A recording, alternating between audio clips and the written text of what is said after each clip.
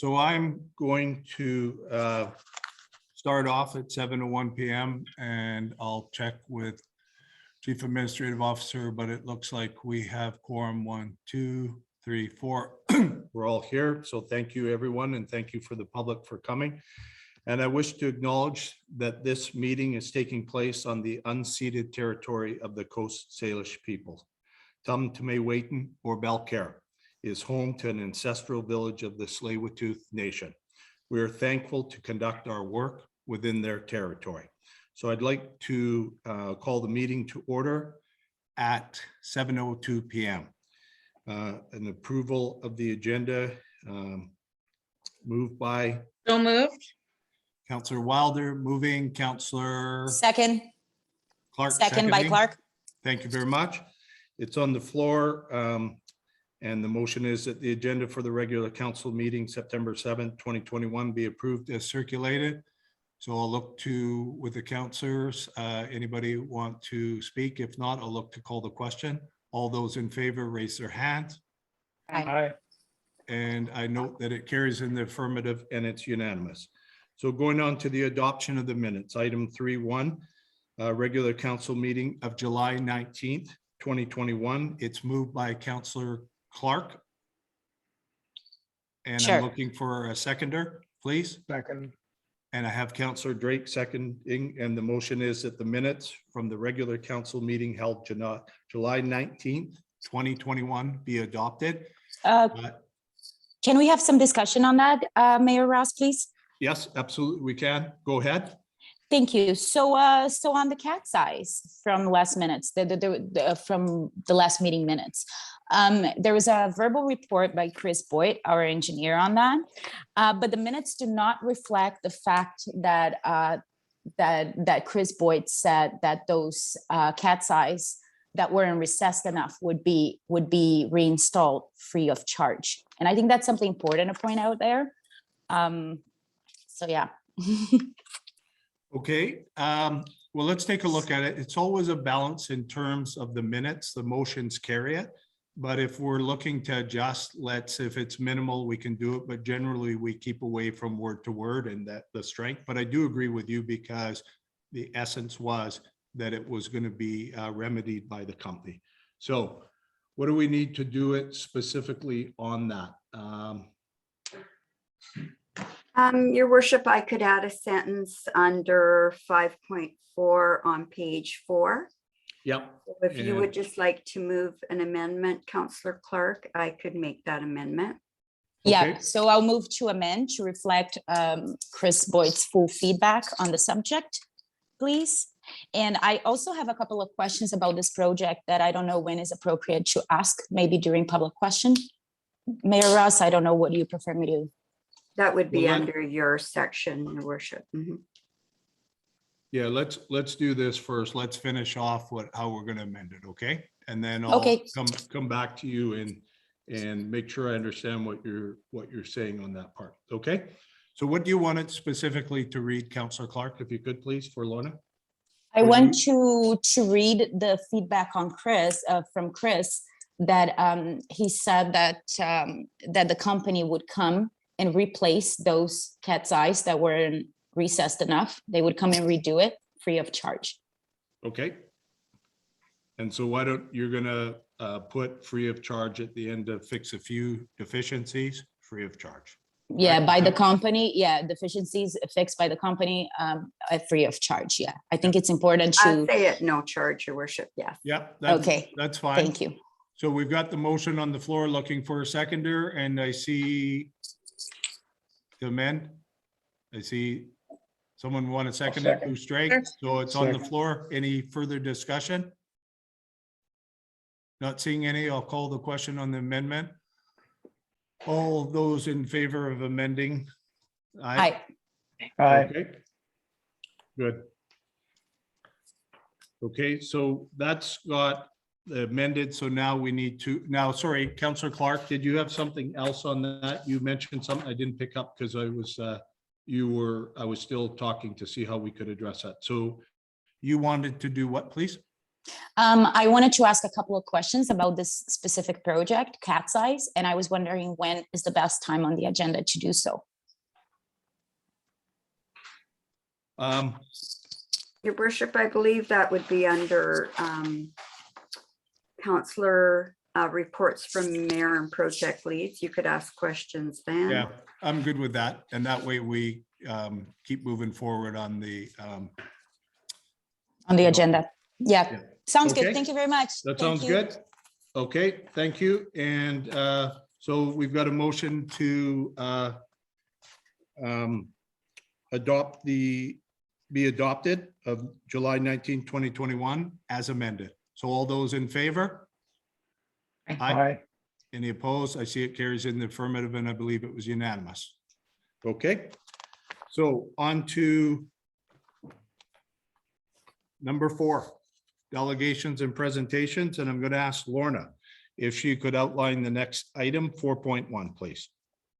Your worship, it gives me great pleasure to introduce Sartaj Grewal, and he goes by Taj, to the village as our building inspector.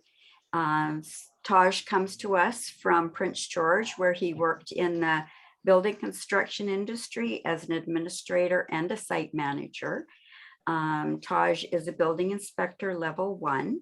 He started on August the 3rd and has been working with Paul Wiscar as Paul hands over the files in the building department to him. Okay, so thank you very much. And really appreciate that, Lorna. And Tosh, welcome to the village. Really appreciate you being here. And we know you were in Prince George for a long time and it was home, and we hope this becomes home for you too. So thank you. Any other counselors? Any thoughts? Okay. Yes. Oh, sorry. Go ahead. Absolutely. Go ahead. No, I just like to welcome Sir Taj or Taj as well to the municipality, and also big shout thank you to Paul. That's been doing a great job all these years with us. So thank you. Yeah, thank you very much. Okay, so we will we'll go on to number 5. And I'm going to ask Ken to outline the next report, if I could, 5.1. So Ken, please. Okay, good evening, Mayor and council members. I think it might be more efficient if I just share my screen with you. Yeah. Yes, please go ahead. The host has to enable me to screen share. Connie, could you do that?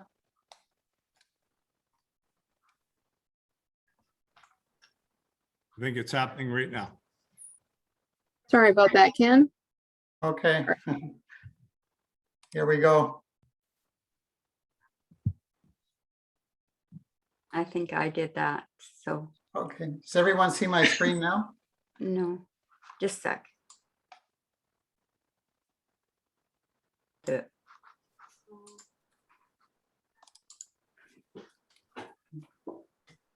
Mr. Co-host, I made him a co-host. Do I need to make him a host? No.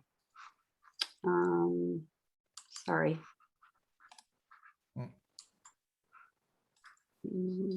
How about there? There you go.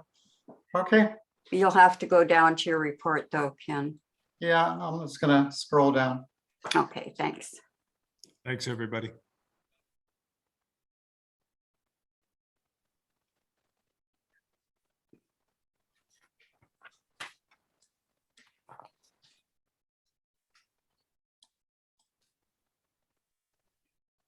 So the first report is the bill payment options policy.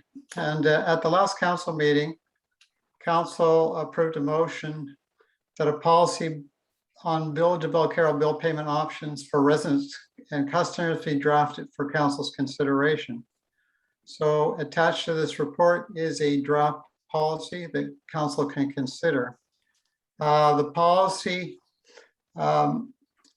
goes into a number of ways of making payments to the village and using technology to improve the options available. The policy is also based on the premise that residents and customers can use their credit cards. And one of the avenues that is being presented is to create a web service that they could use it online, as opposed, in addition to being able to use it in person or on the phone. But that if they use the credit card, they would be incurring a convenience fee to offset the village's costs. So that's the premise behind the use of the credit card, so that the residents of Belcarra are not worse off when people decide to use their credit cards. The use of credit card would also be opened up for property taxes if people so choose to use their credit card for property taxes. Of course, there would be a larger convenience fee if they did use it for higher transaction dollar values. Now, when drafting the policy, we also looked at a number of issues, and that includes the merchant services terminal inside the village where people use their cards for credit and debit card payments. And we are examining the agreement that is in place currently. We've got quotes from other providers to see whether we can improve the service and reduce costs. Now, as I said, one of the main tenets here is the implementation of an e-commerce service. And this e-commerce service would be accessed from the village's website. And it wouldn't only have the ability to pay bills, you would have the ability to look up current and prior billings and receive email bills as opposed to hard copies, and also pay bills online. So it brings technology and allows for more options and saves, hopefully, in terms of printing and stationery costs. So I'm just going to go down to the policy itself right now.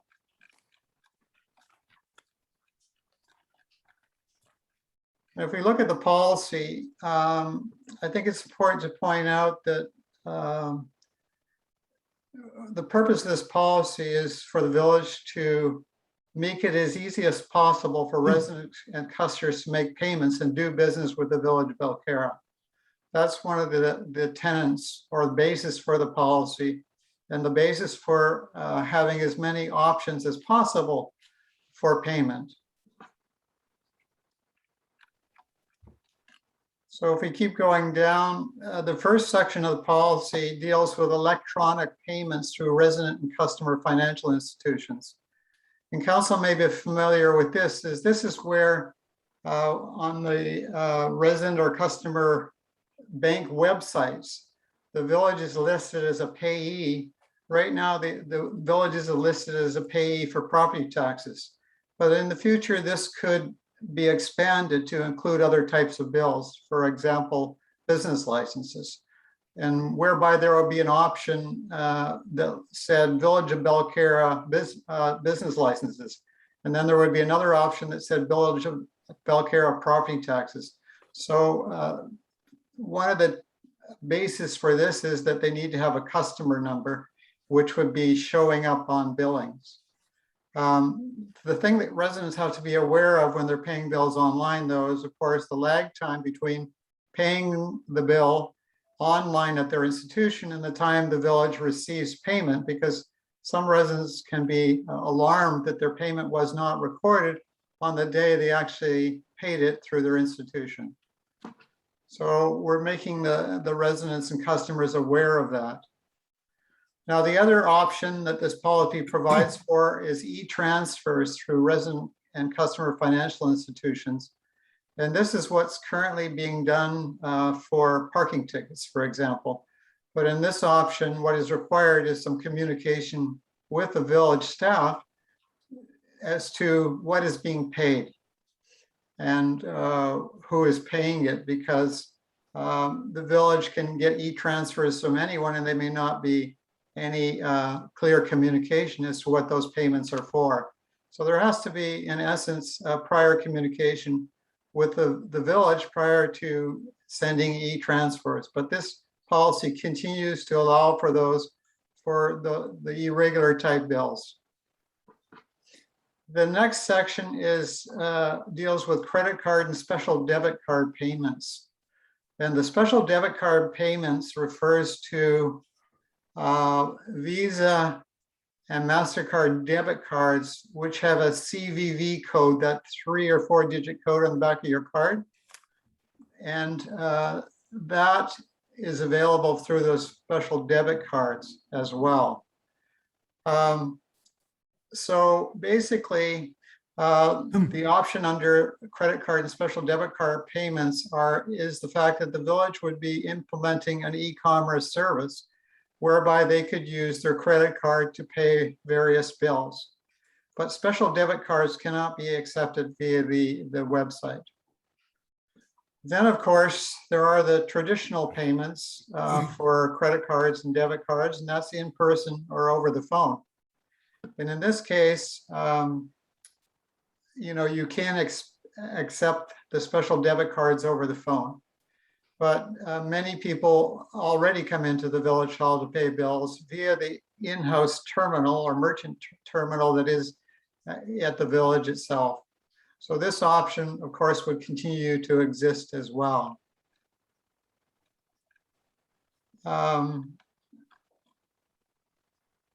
So that is included under in-person, interact, or debit card payments. And then there, of course, is the more traditional method of paying bills by check or cash payments. Of course, the village would continue to accept those payment methods as well. So there's a section in the policy that talks about cost neutrality and the fact that if people are going to use their credit cards, the village incurs a discount fee ranging from 2.5 to 3%, depending on the card. A lot of cards are very much different because they offer different card privileges to the card holders. But the village would be adding a percentage fee when people use their credit cards so that the village wasn't any worse off and not have the residents or taxpayers having to absorb that fee. Those that want to use their credit cards would have that fee, and it would be clearly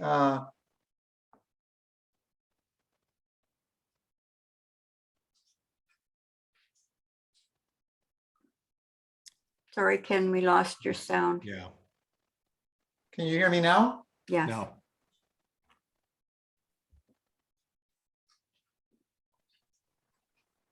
Can you hear me? Mhm. yes. Okay. So those are the main parts of the policy. And so there is going to be a charge or a setup charge to implement an e-commerce service. And that is in the range of $1,500 to $2,000. So there's a motion that's in the recommendation that be paid for through the COVID-19 Restart Grant Funds. And then the next part of the recommendation is that the policy number 220, the bill payment option policy, be approved. So I would be happy to address any questions that anyone had regarding the report or the policy. Okay, thank you very much. And I'm seeing Councillor Drake will just probably are we going to take that down, Ken? Yeah, I'll stop sharing. Okay. And then I've got Councillor Drake first off with a question. Yeah, Ken, thank you very much. Can I start by asking, this startup cost, is that a one-time or a recurring cost? You indicate $1,500 to $2,000. Yes, that's a one-time cost. Okay, and second, and I'm sure you've looked at this, you expect this would readily qualify for the COVID extra funding we got? Yes, it would, because it prevents people from actually coming into the hall to make payments. Yeah, okay, yeah, so and that doesn't strike me. I guess I've had an impression earlier that this was much more costly than what this is appearing to be. So as for the other, I guess when you refer to cost neutrality, you're saying that we're virtually, if we follow this policy, we would be indifferent in terms of the net funds we would receive. So if I cite the most glaring example, it seems to me it's the use of the credit card that provides credit back of 3 or 4%. We would tack on a cost, you're calling it a convenience charge, that would match that. So that there, and other than convenience, there really is no incentive from a financial point of view for anyone to use a credit card as opposed to a check. Is that fair? Yeah, that's fair. I guess some people prefer a credit card though because of various card perks that are there as well, right? Yeah, no, I am always reminded of the costs involved with the telecom group I'm associated with. It is a massive correction on our balance sheet to recognize the costs that we incur because people use credit cards to pay for things.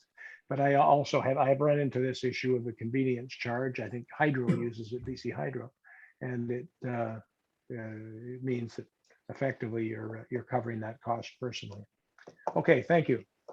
Okay, thank you, Councillor Drake. Looking for any councillors that would like to make any comments.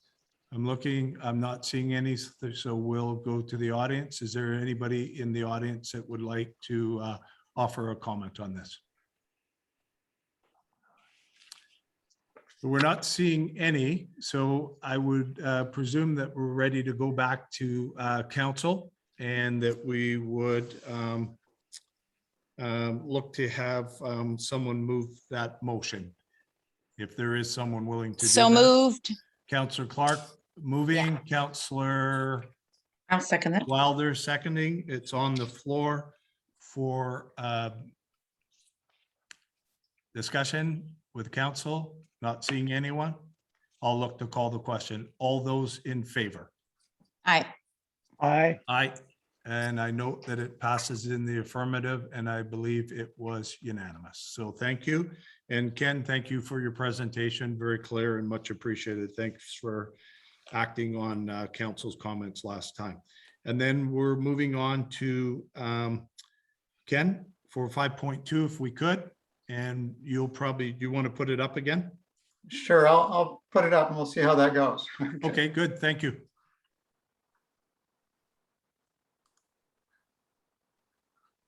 How's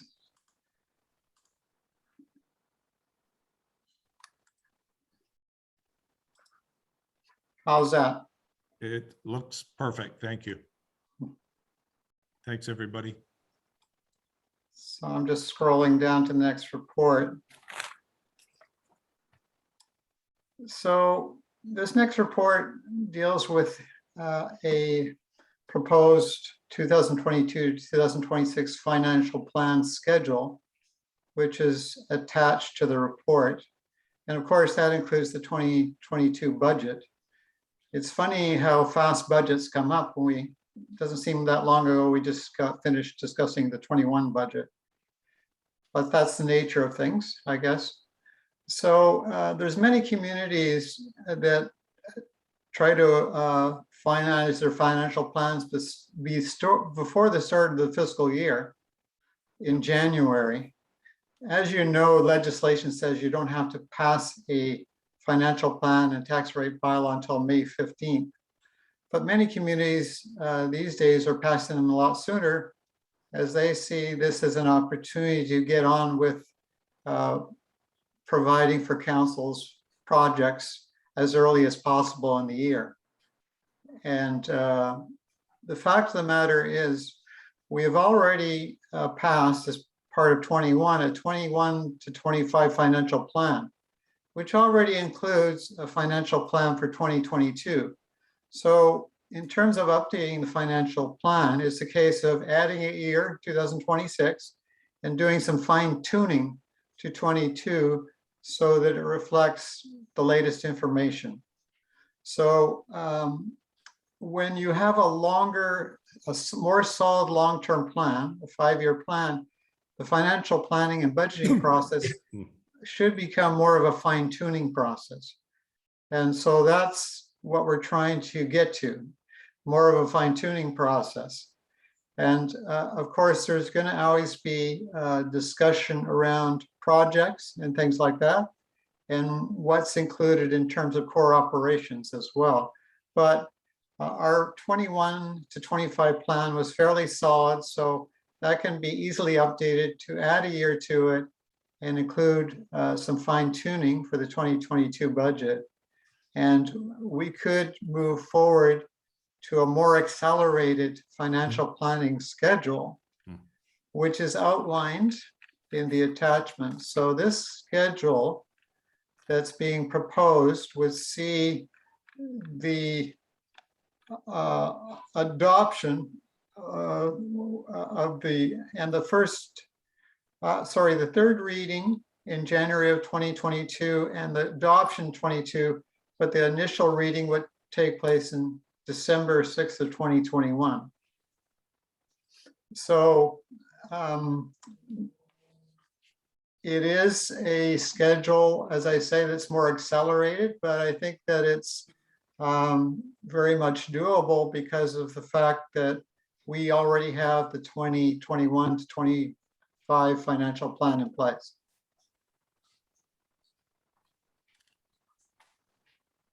Good. That completes, Ken, for your report. Yes, I'll Good. stop the sharing. Okay, no, perfect. Thank you very much. And I think it's you've done a good job outlining it. So let's go to council first and see if anybody has any comments.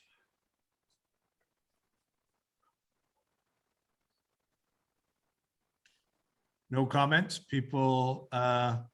Okay, good. So let's go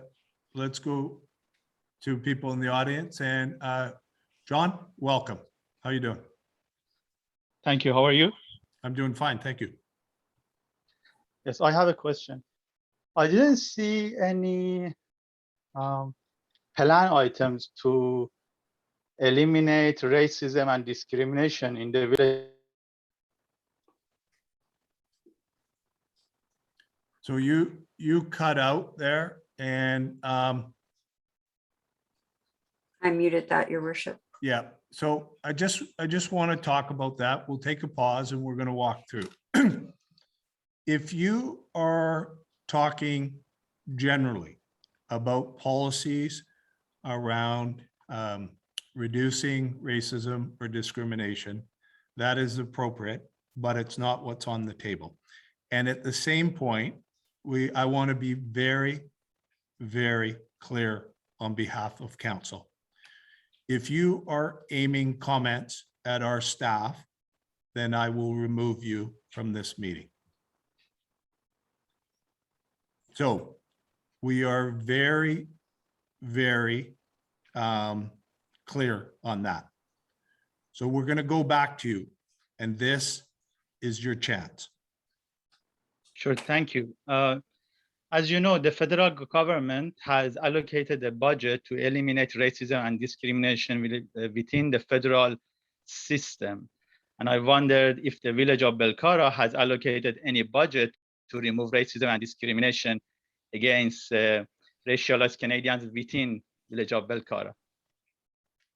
Okay, well, what I will say on that, and I'll answer it, and then we will move on, that we have a environment where we are very clear that we do things properly and appropriately. And as you've noted, the federal government's doing some things, and Belcara does things, as do other municipalities. So I really want to thank you for your comment on that, and we'll move to other speakers at this point. So thank you. Thanks, John. Thank you. Anybody else in the audience?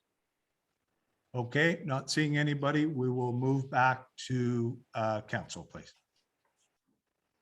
Okay, council, you have in front of you a plan, and it's been very well laid out. It gives us a number of advantages, including being able to look at operating and capital, and also being able to do it in a way that doesn't extend close to May. So is there anybody at this point on council? Is there a mover of this motion? So moved. Okay, and Second. we have a seconder. So Councillor Drake is moving, Councillor Clark, and that the 2022-2026 financial plan schedule be approved. And so I will look to not seeing anybody. Is there anybody that wants to enter in on council on the discussion? Okay, we'll look to call the question. All those in favor, please raise your hand. Aye. And I note that it carries in the affirmative and it's unanimous. Ken, thank you very much for your work on that, your clarity and your ability to move us into a more streamlined position. Thank you. Okay, I'm gonna sign off. Okay, Okay. fair enough. When the presentations are that good, you get to go early, right? Okay, thank you. Good night, Okay. Ken. Thank you Aye. very much. And thanks Thank for you. our other staff for helping to support that effort. And I'm going to just ask if Eric White to outline the next report. Eric, you're with us. I noted earlier I am, on. And yep. Thank you and welcome again to Belcarra. Thank you, Mayor Ross. Good evening, Mayor, Council, members of the public. I can briefly outline the contents of my report and will do my best to answer any questions that arise from that. On July 6th, 2021, Belcarra CAO Lorna Dysart received an email from Mr. Doug Domash concerning the potential location for a new telecom service infrastructure. Presently, Belcarra telecom services are provided by an antenna which is attached to the BC Hydro transformer tower situated in Belcarra. BC Hydro is not prepared to extend the lease for this tower or to provide a similar lease location. Telecom services can be provided by a variety of infrastructure types, rooftop antenna mounted on an existing building or structure, freestanding pole or a large tower supported by guy wire are all potential options used throughout the world. With Council's direction, staff will continue communication with Mr. Domash to find a suitable location for this new infrastructure within the village of Belcarra. There is potential for long-term revenue generation for the village from fees associated with the telecom antenna and the structure itself. Health and wellness of Belcarra residents is of the highest priority with this decision-making. Any new telecom antenna, device, or structure will have to meet current public health requirements. If council is agreeable, these details concerning health and others will be ascertained by continued communications with Mr. Domash and included in a follow-up report to council. Okay, thank you very much, Eric. And let's go Thank to you. questions first from council. And we have Councillor Clark, please go ahead. And then Councillor Drake will fall, please. Thank you, Mayor Ross. I have a few questions, 5 questions. So I'll start number 1. What kind of technology are we talking about? What's it in the antenna right now on the BC Hydro antenna, and what are they planning on installing here? Is it 3G, 5G? What is it? Through the chair. Yep, through the chair to Eric White. Eric, go ahead, please.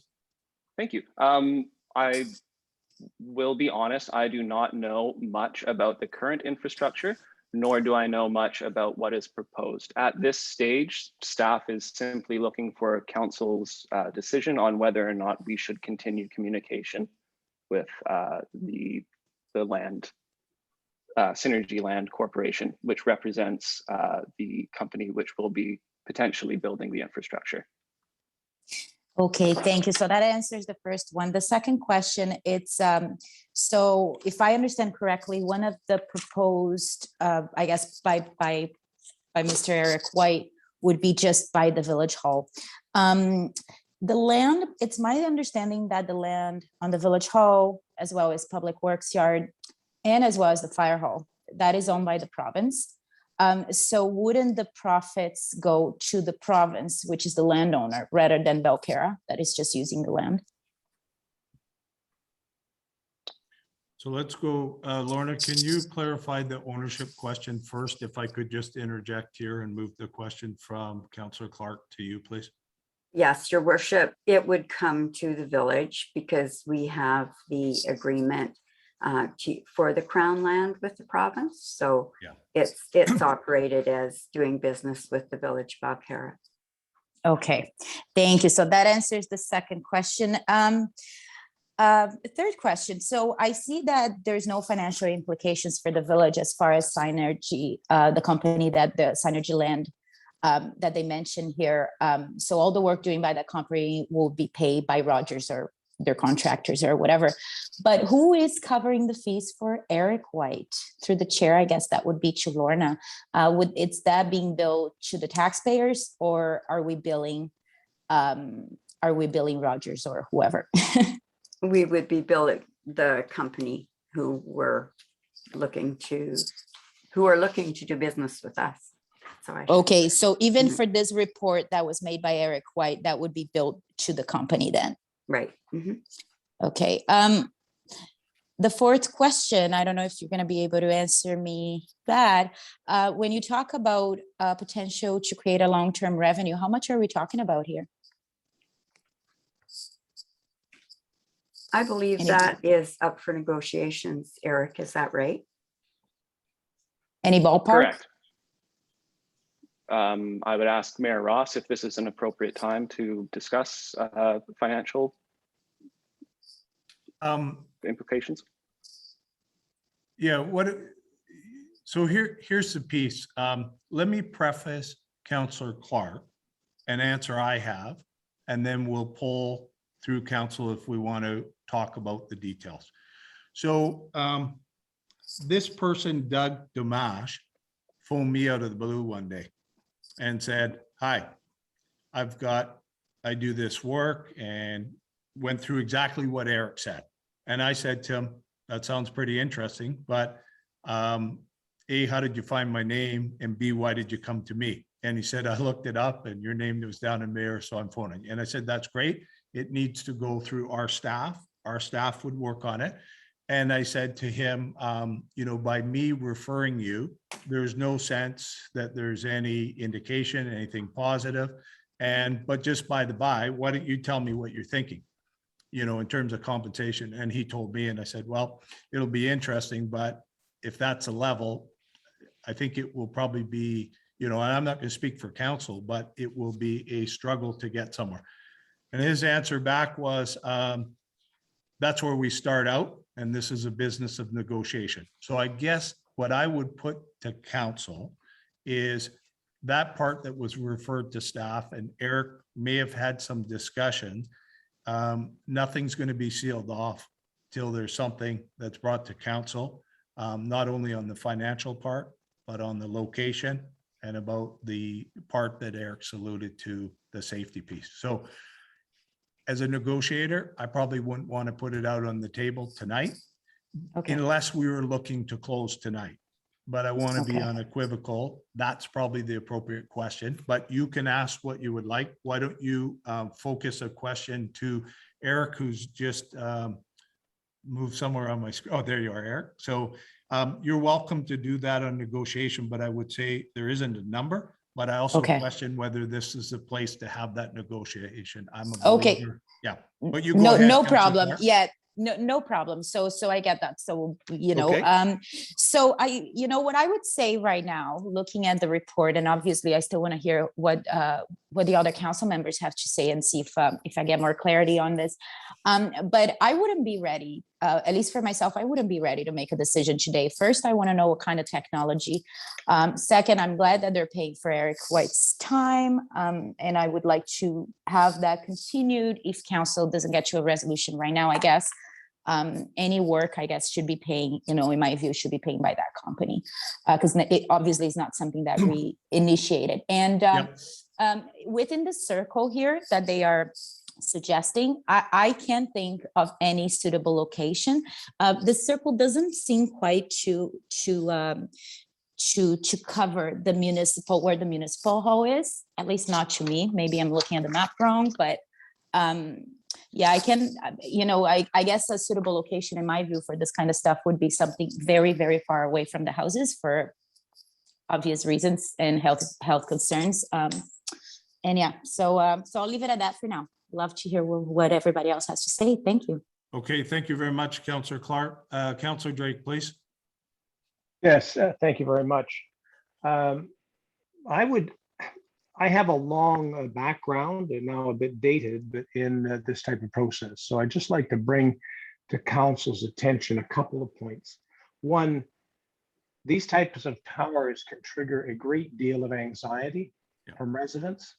My own background would mean that would engage me because of my position. I would get involved only when that happened. It seems to happen, at least a decade ago, it happened about one tower in 12 or 13. It's not common, but when it happens, people are extremely anxious. There are all sorts of stories. Speaking of health, there are lots of stories of health impacts that people find on the internet. And you can find anything on the internet, of course. And we would have to deal with just reams of those. So I just first a flag. We ought not to rush into this sort of thing until we're satisfied that residents are not anxious. And as I said earlier, in most cases, residents are not anxious.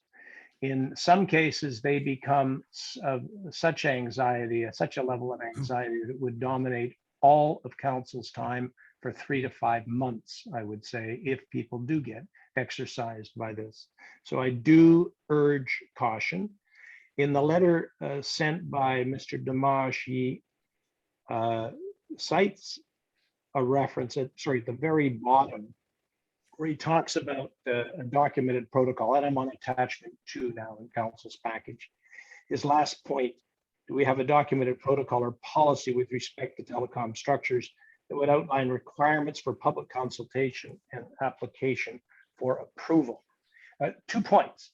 One, any party who wishes to install telecommunication structures of this form ultimately requires approval by the federal government.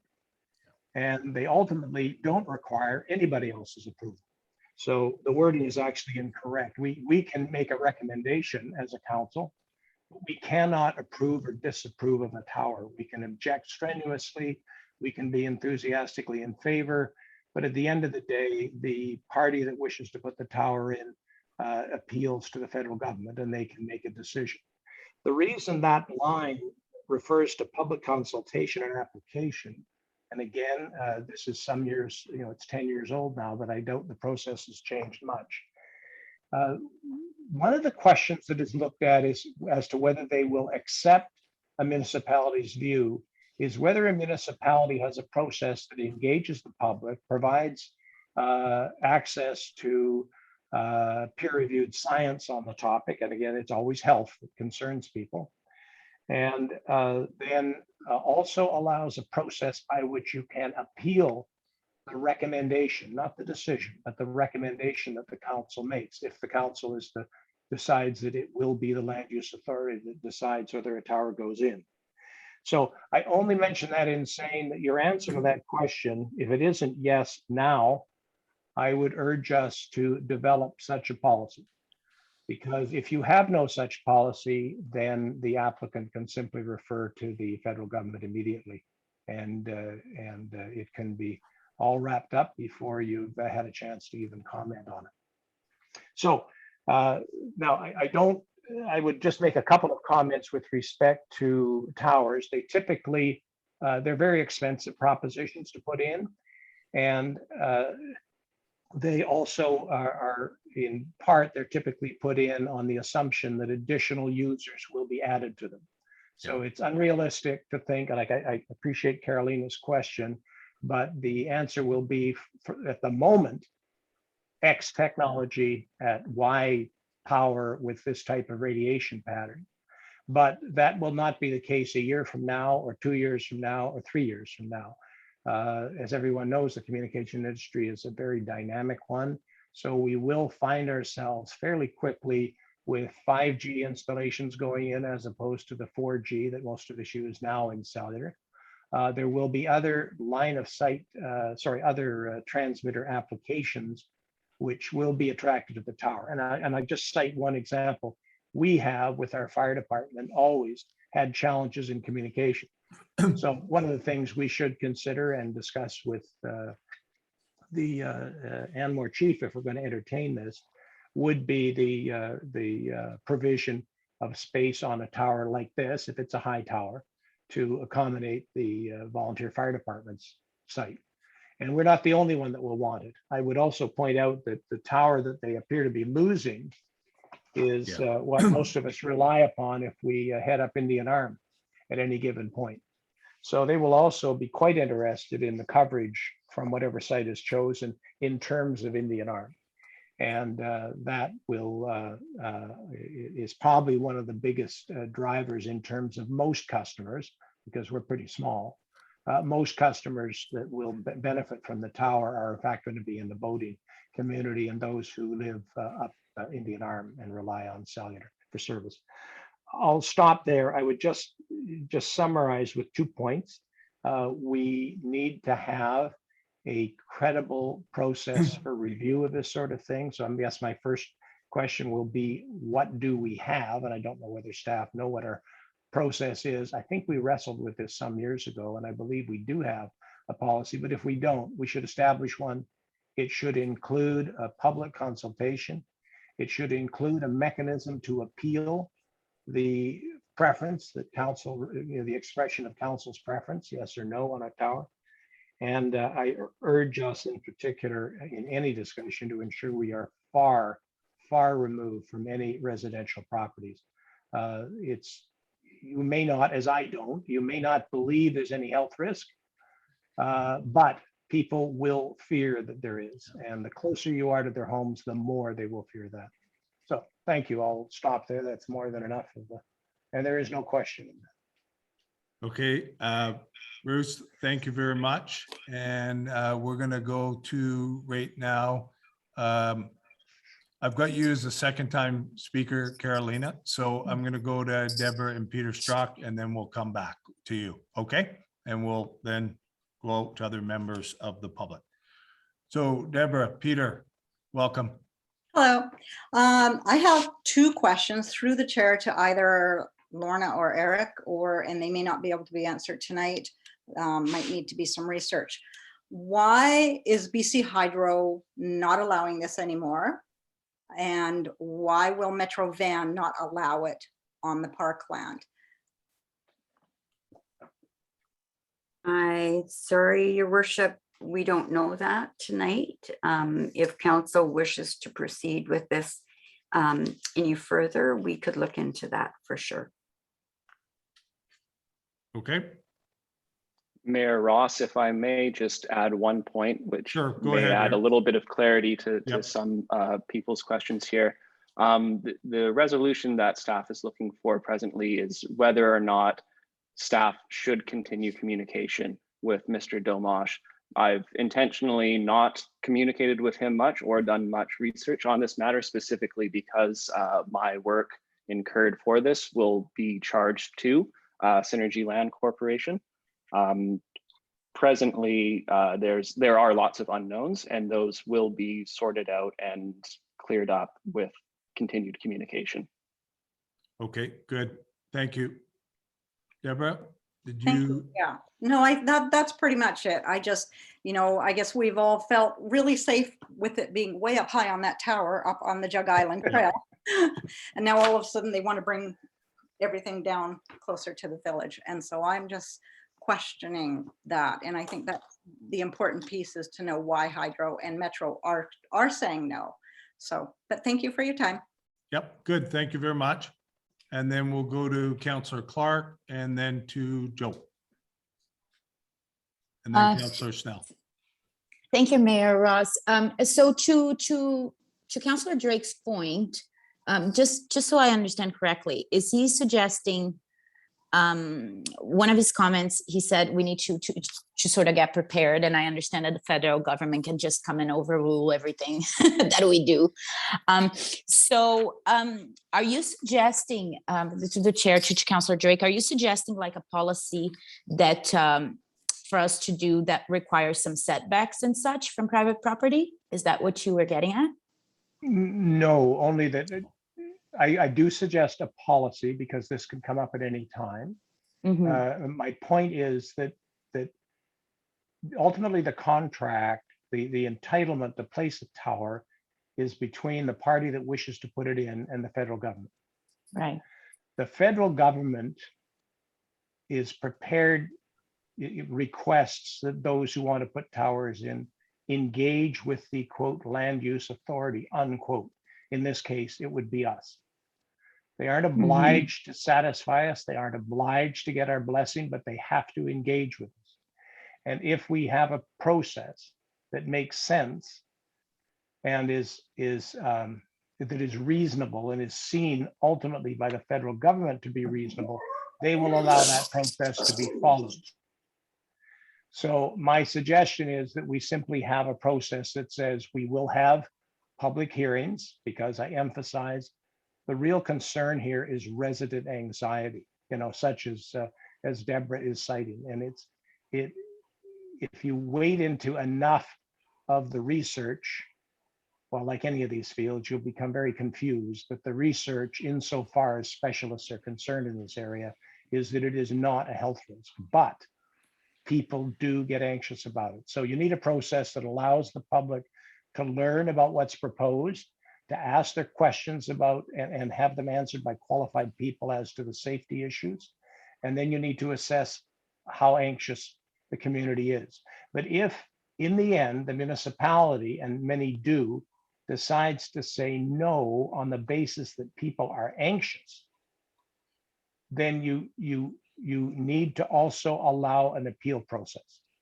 Because in my experience, and ultimately I was the one that signed these things, in my experience, the fact that somebody was anxious does not cause a tower not to go in. The fact that someone was anxious but that you had a fulsome process that followed. In other words, they were entitled to have their questions answered. They were entitled to have specialists explain what the standard is, why it doesn't apply, what the actual measurements are and will be from this tower. That is all perfectly reasonable. So we can require that. I'm happy to knock up a 3 or 4 page proposal as a policy, not page, pardon me, paragraph. A policy. I think we simply need to have one, because if there is, I think we have some promising sites here that have been cited in the report. If these are sites that this party decides they would like to pursue, we need to have a policy that ensures residents have a chance to ask their questions, get answers, and satisfy themselves that this is not a hazard to them. The revenue stream is nice, but it's no match for the level of anxiety this might generate. Right. As I say, in most cases, it generates no such anxiety, but when it does, it can become contagious, quite frankly. Mm-hmm. Yeah, the reason why I ask is because we're not even sure what's going to happen. We understand, by your comments, I understand that, again, we can be overruled by the federal government, but I'm just afraid of how much work and how much staff time we have to put on this right now, just to get those informations and to get this going, I guess, because if we turn around and say no now, we might end up with an antenna anywhere in Belcarra that we are going to have no control. That's my understanding. Yeah, number one, I may be out of date. It's a decade since I did this. So they may be much more accommodating, and people, I think, are generally more comfortable with communication technology than they were 10 or 15 years ago, since cell towers are virtually everywhere.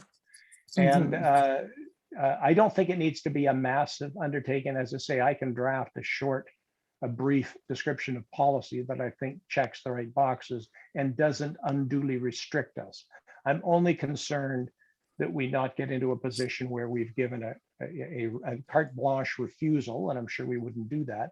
But if we tried to just say no because we're uncomfortable about this, that's probably not your best approach. Okay, thank you. Okay, thanks, Councillor Clark, Councillor Drake, and then we have Joe Elworthy, I believe. And then Councillor Snell, and then John Shulistani. Yeah, thank you, Mayor Ross. If you can hear me, I'm fine, and thank you to the councillors for their thoughtful,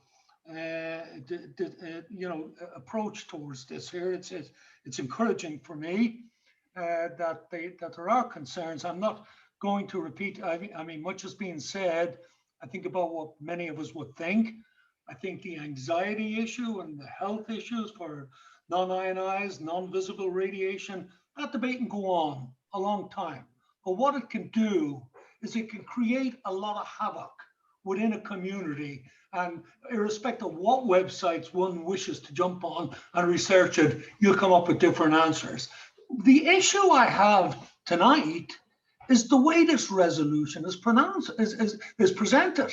It's presented as if we've already determined to proceed. If you look at the language, the way it's written, and we're only now determining the location.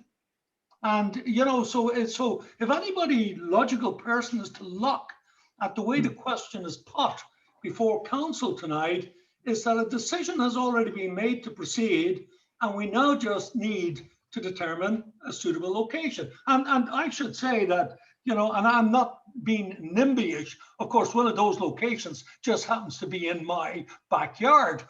but that's not the issue. I mean, the Tatlow Trail is not owned by me, right? And goodness knows there's enough to be gone up there, and enough maybe in the future with water and all of the issues that still remain to be considered. So we are a long ways away from what I would see determining a location here. And I appreciate the insight and the information on federal governments and where the jurisdiction lies and what policies we have. But my biggest concern now would be that word will get out through an article in the Belcara, which has been very wonderful, hasn't been very controversial these days, but an article will get out to the residents out here. They're putting a tower in. It's going to be right over our heads in all your neighborhood. Here's what it looks like, and in respect of all of the endeavors you will be spinning your wheels trying to put out fire. My suggestion to, and I'll finish at this, and I do apologize for my lengthy time on the issue and for you staying with me through it. But my suggestion is that we put the fire out pretty quick, quite frankly, and say there's a long process to go through. And I'm not saying, yes, we don't do it. Yes, we do. What the location is, I'm saying there's a lot to be gone through, and the public input and the opportunity for, that's what's important. That's what you're elected for. If you don't mind my saying so. Thank you. Thanks, Joe. Appreciate that. Councillor Snell, please, and then John Shulistani. Yeah, thank you, Mayor Ross. I basically would support continuing the communication on the subject, and I would thank Councillor Drake for all the information that he's passed on, and I think that's probably, you know, a lot of the sort of the points I sort of made to myself, I think would be addressed down the road, and of course, are we looking at an improved signal for our villagers? If I look at my phone now, I'm lucky to get 2 bars. I don't know, are other operators going to be, will they have access, easy access to this tower, or is Rogers going to sort of dominate it? If it's probably yes to both, John. Sorry? Probably yes to both those points. Okay. It would obviously be, we're looking at municipal land, and the areas that have been identified so far have been municipal, around the municipal hall area, which is fair enough. You look at other areas as well, and of course these towers are, you know, we don't know how big it is and how ugly it is. We've heard the word tower, we've heard the use antenna. An antenna can be almost invisible, whereas a tower is far from invisible. You can see it from a long way away. Which makes the other point is that if the area that they're looking to put this tower is actually on the eastern side of the village. So I just wonder if, in fact, how visible it would be for most of the village, as it would be behind. Just a thought. The other point that Councillor Drake raised was that there could be other things attached to this tower, and we've had discussions in the past about thermal cameras. A tower would be a good spot to mount a camera for, you know, fire detection and so on and so forth. It would be centrally located, so there could be some value there. Obviously no one wants one of these towers in their backyard or close by it. I happen to live on Main, and it's close by where one of one of the sites that was identified. Would I like it? No, I would not. But on the other hand, if a situation can be a win-win for the village, and you know, we can get some income from this. I note that they need road access. The Tatlow Trail would provide access to any sort of tower that went there.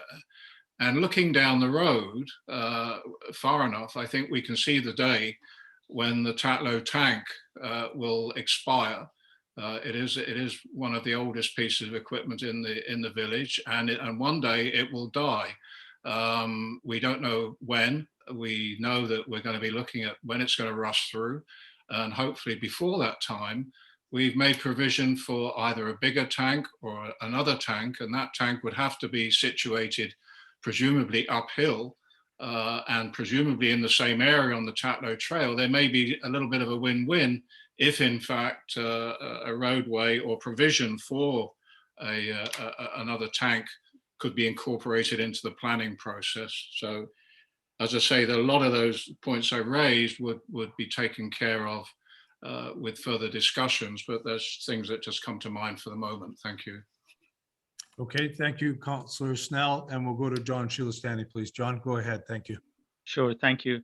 I have a question from Mr. White. I wondered if any of these towers or one tower that's going to be placed on municipal land, we should also consult Port Vancouver if the tower is going to be placed close by any water areas. But also the tower is actually on municipal land and not below the high water mark. So the question through John, Eric, you want to? Sure, I thank you, Yeah, Mayor go ahead. Ross. I may try to answer that if I Sure. may. Obviously, depending on whatever potential location does seem to be the most appropriate, any overlapping jurisdictional authority would be consulted, be that Metro Vancouver or the Port Authority. Okay, good. So do we have an overlapping jurisdiction, or is the jurisdictional line very clear between Port Vancouver and the village of Belcara?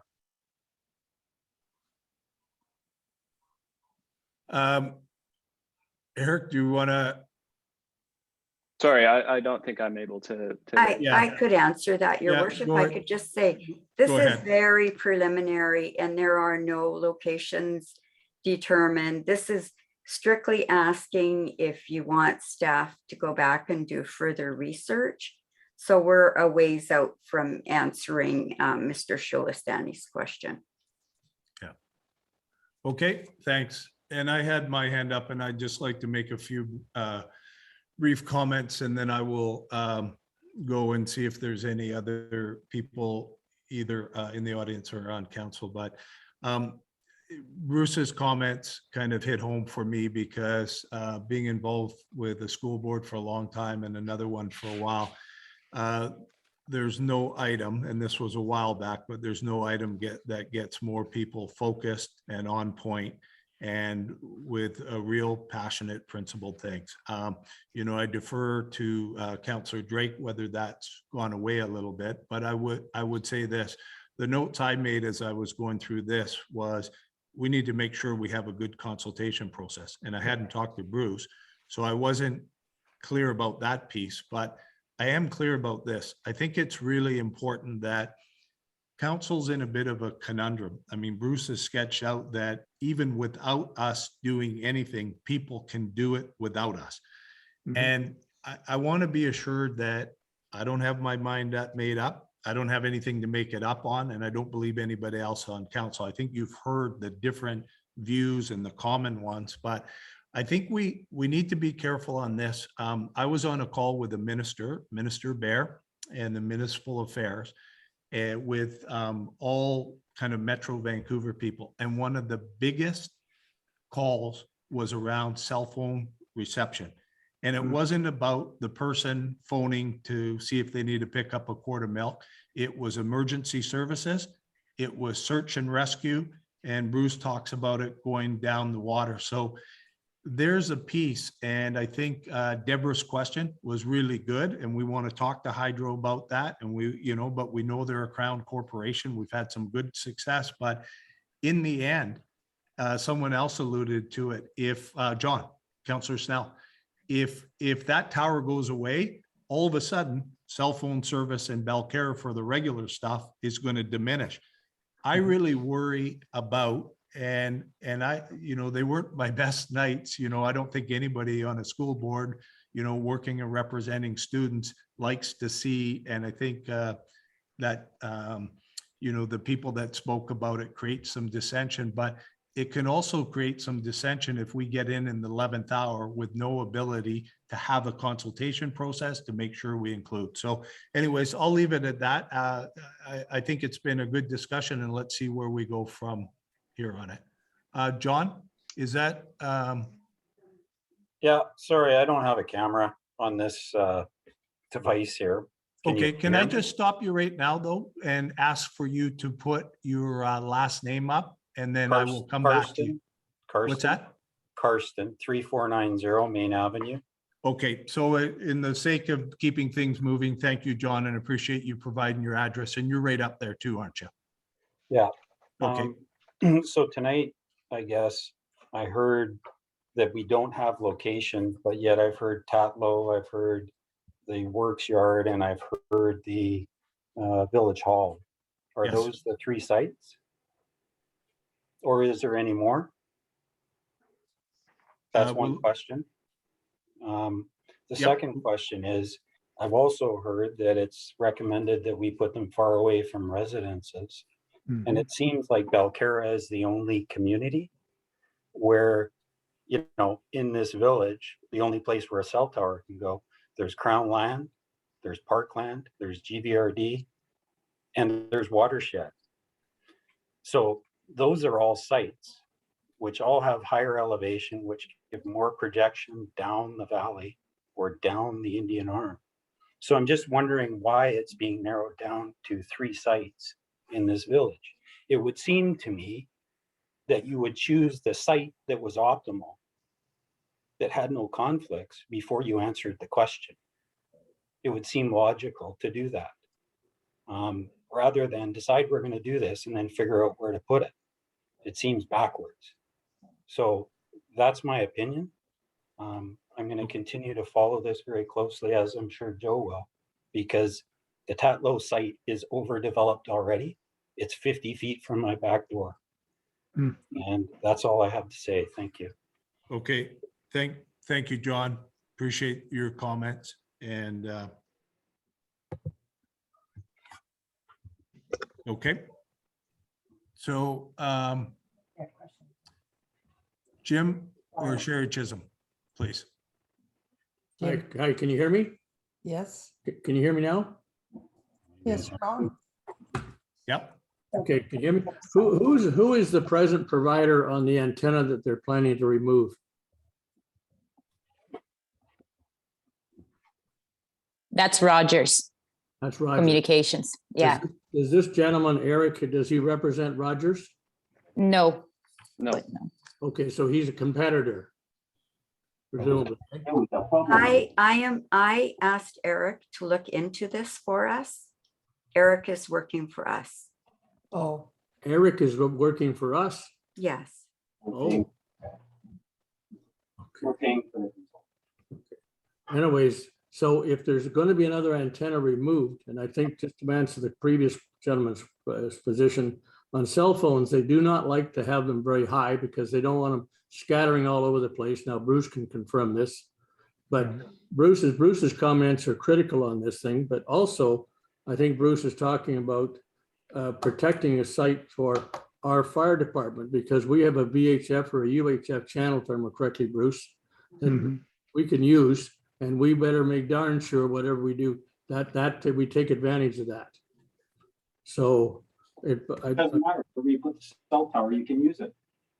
I appreciate that. If I good comments, but if I could ask the person with the floor to ask the questions and direct them to the chair if there's an answer sought, just so we could keep this going. And I'm welcome to take more people back on the speakers list. Okay. No, I wasn't. are you done? Okay, that's my only comments. I think Bruce, I would refer to Bruce on most of this because he's very familiar with way back in the CRTC days. And I've dealt with them before as well. And now it's Industry Canada, I believe. So anyways, that's enough. Thank you. Okay, thanks, Jim. And we'll go to Councillor Clark. And then I see we've got Counselor Drake on again, and there was someone speaking, and I'm willing to take them on if they'd like and have a question referred. Okay, Counselor Clark, go ahead, please. Thank you, Mayor Russ. I think what's causing a little bit of anxiety here right now, it's the recommendation, the way the recommendation is worded. I think what council and what Bruce and everybody on council is trying to say is that we might have to continue the communication, but that doesn't mean that this is a done deal. So perhaps the recommendations should read, rather than, oh, let's find a site already, without any public consultation or anything, perhaps it should read something in the sense of let's continue communication with Synergy Energy to keep on talking about that. I think that would be a more appropriate recommendation or motion in my view. Thank you. Okay, thank you very much, Counselor Clark. Counselor Drake, do you have a motion? No, I do not Okay. have a motion yet, but I will. That's I will come okay. up with one in a moment. Yeah, I do think I agree with Councillor Clark and John Karsten, was it? I Yes. believe. Yeah, John, your comment with respect to the wording. Yeah, the wording is unfortunate. I'm sure it wasn't intended to make people anxious, but this is a topic, especially if someone's close to a potential site, that will make people anxious. As to the location, I presume the party that's looking for sites, I mean, I assume this is their business. They track down sites that can be used by cell firms. They would look for the optimal technical site. But then there's other variables, right? Of course, they need power. They'd like road access. Of course, the perfect site is almost never available. So they would probably have a look at us. I'm not sure we're an optimal choice for them just because we're relatively low, but nonetheless, we may see future cases of towers, and I simply think it would be prudent to us not to rush, number one.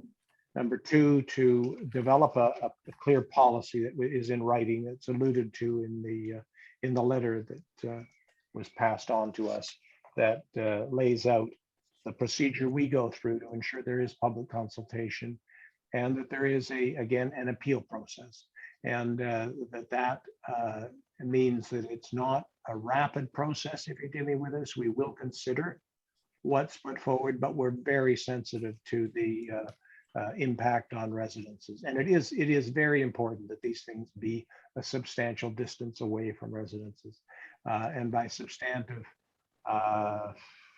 man, you'd want at least, in my opinion, you'd want at least 100 meters. And you probably want it to be higher than any homes that are immediately around, because as Jim will know, the energy is directed somewhat downward, but it typically is higher if you're at the same level as the antenna is. They can direct them as they wish. In any event, it's a complicated question. It's very early on in the cycle, and I think I've missed somebody else's question. I can't remember what it was, to be honest. In any event, I do think I'll work on wording here, but I think we need a resolution that keeps us in the game, but at the same time clarifies that we will have a full process of consideration if we end up on a short list. My guess is we will not. I would think Metro is probably a better target, given that they have some of the topography. They have sites where there is power in the area, and they would likely provide a better physical location, and certainly one much further away from residential homes. But who knows? You never know with these processes. Thank you, Jamie. Yep, you're welcome. Thank you, Bruce. Appreciate your comments and others. And let me just canvass here. Is there anybody out in the audience that would like to make a further comment? Okay, so in front of you, council, you have a motion, and I think right now I'm not sensing with what's on the table right now that there is a person willing to move that motion. Yeah. So do we want to Make an amendment to the motion, maybe? I Well- could make a recommendation, your worship. and Yeah, see why don't what you make a council feels. recommendation, then I'll offer one, and then we'll come back to you, Councillor Clark, Okay. if that's okay. My recommendation would be, if council so wishes, that staff continue communication with Synergy Land Corporation to continue research and report back to council.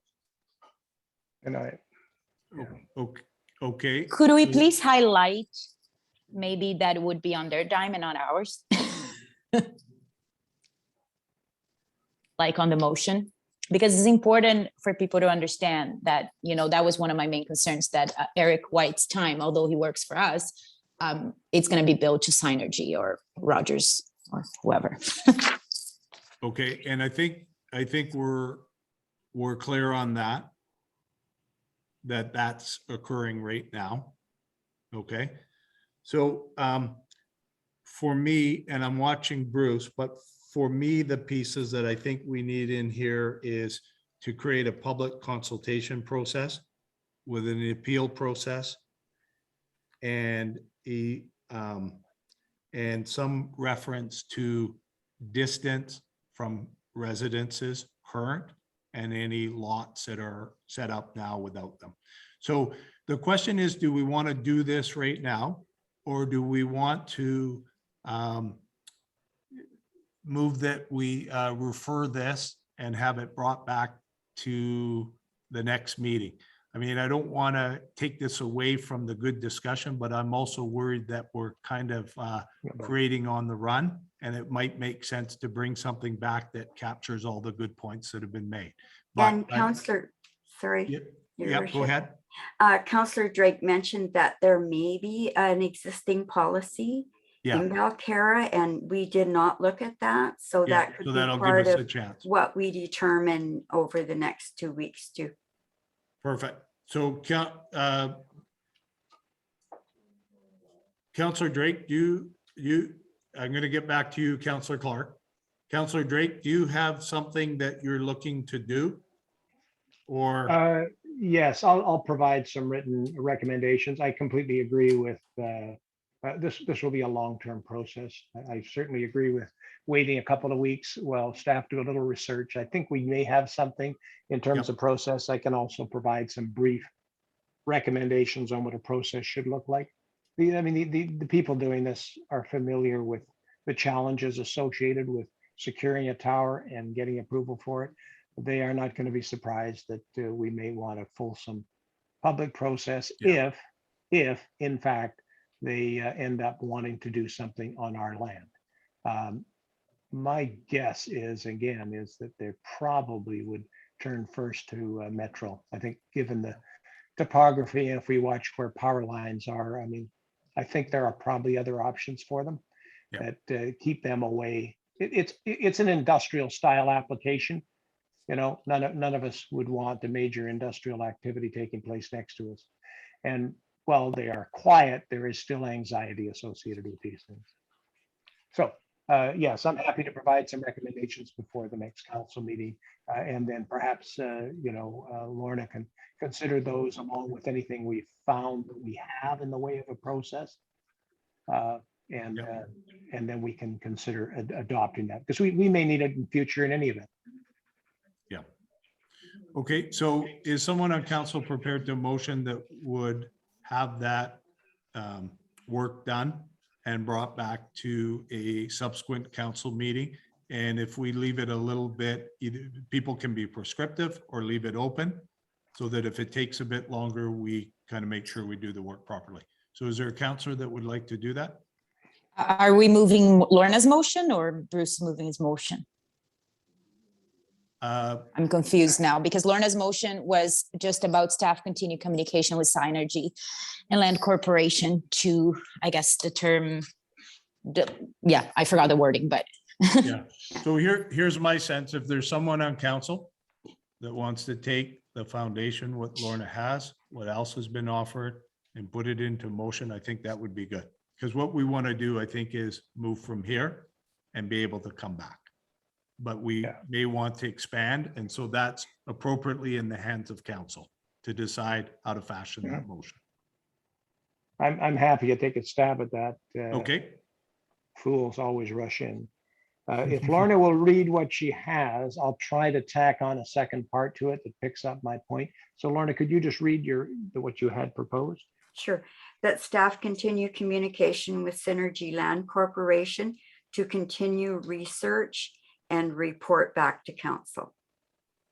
Okay, and Sorry. And I would add to that, and that council consider the process it would follow in any case where a telecom tower is proposed for construction within the village.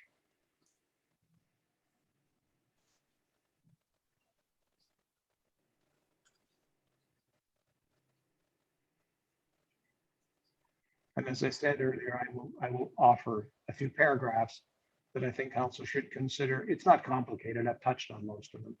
And, you know, there is recognition that municipalities speak for their residents. And in this case, it's very important that we do it. And that we have a process that ensures people have all their answers, all their questions answered. If I just may make a comment, I think the main reason for me why the original recommendation didn't work is because we're already talking about finding a suitable location when, in my view, there's so much more for us to worry about as well. I do like Lorna's recommendation better because what you're suggesting, Bruce, is still to have that that proposal of a site, right? My point would be, yeah, I take your point. This wording talks about a location and it's limited because if it's to be done for cost recovery, then it's going to have to be on land where the village would cost recover, right? I'm sorry, excuse me. Sorry, I misread that. That's not cost recovery, is simply that the research would be covered by the proponent here. I'm sorry, but elsewhere we talk about the potential for a revenue stream.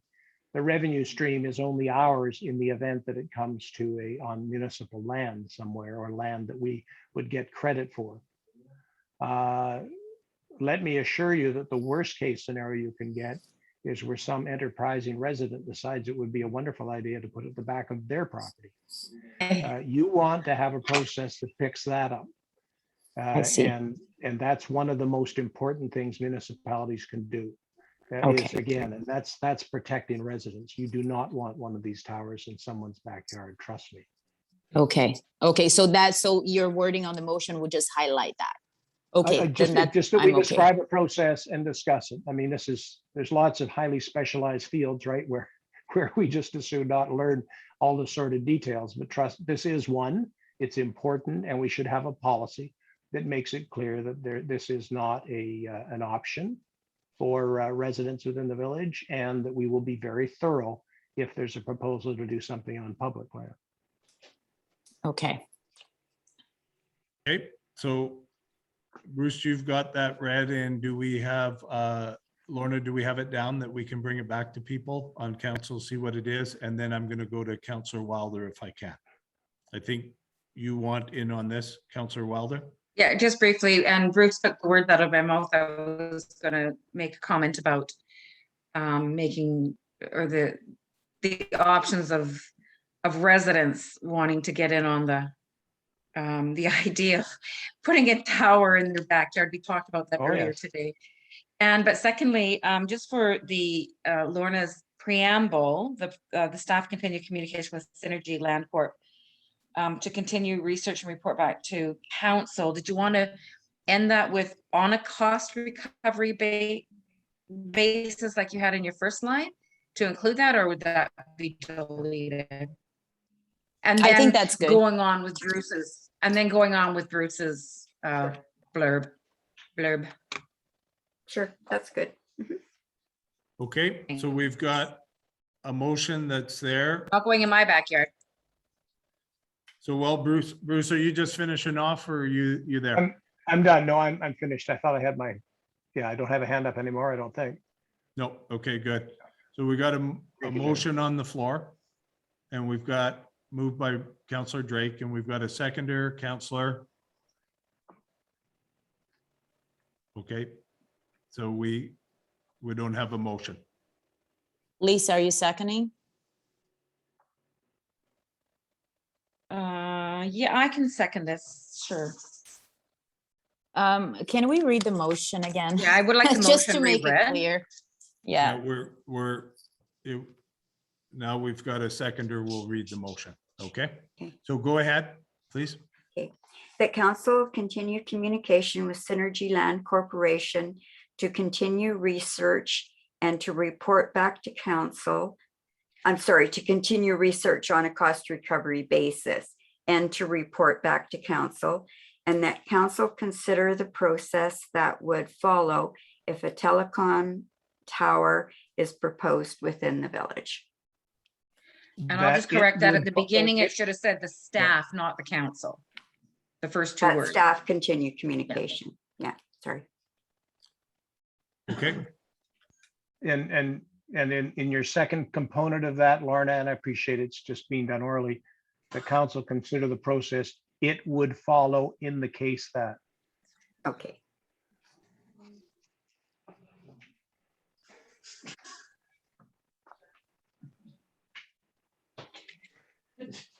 Okay, good. the floor, we've got a seconder. People are comfortable with that discussion? So I'll just add quickly, if you go up on Como Lake and by Gatensbury, there's a low-level apartment building that has a number there. And that was a product of many years ago, and there's a number of cell phone reception places up there. So Bruce, your point about as we're working through what would be not good, there's also what would be even less good. Okay, Yes. so any discussion from council on this? Anybody in the audience that wants to add on? I'm not seeing any, so what I'll do is I'll call the question. All those in favor of the motion indicate aye. Okay, so I've got Councillor Snell, are you voting in the favor or negative? I'm in favor, but it's very, very lengthy. There's going to be Okay. a lot of. Okay, so here's the challenge. We're right in the middle of a vote. Yeah. So if we've got, I'm going to ask everybody to indicate because we need people to vote.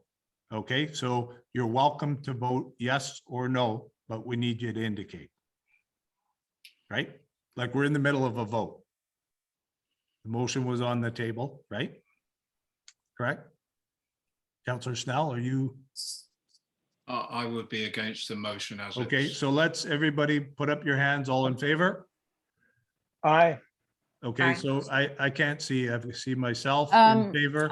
I'm gonna say yes for now, Okay, and that's- we'll see. Mhm. Step two. Okay, so we got 1, 2, 3. Councillor Aye. Drake, you moved it, so you're in favor, so we got I'm in 4 in favor. favor and 1 opposed. Okay, thank you for registering your votes, appreciate that. And it will come back again. Okay, so thank you, Eric, for your work on that. And Lorna, if you could outline the next item, please.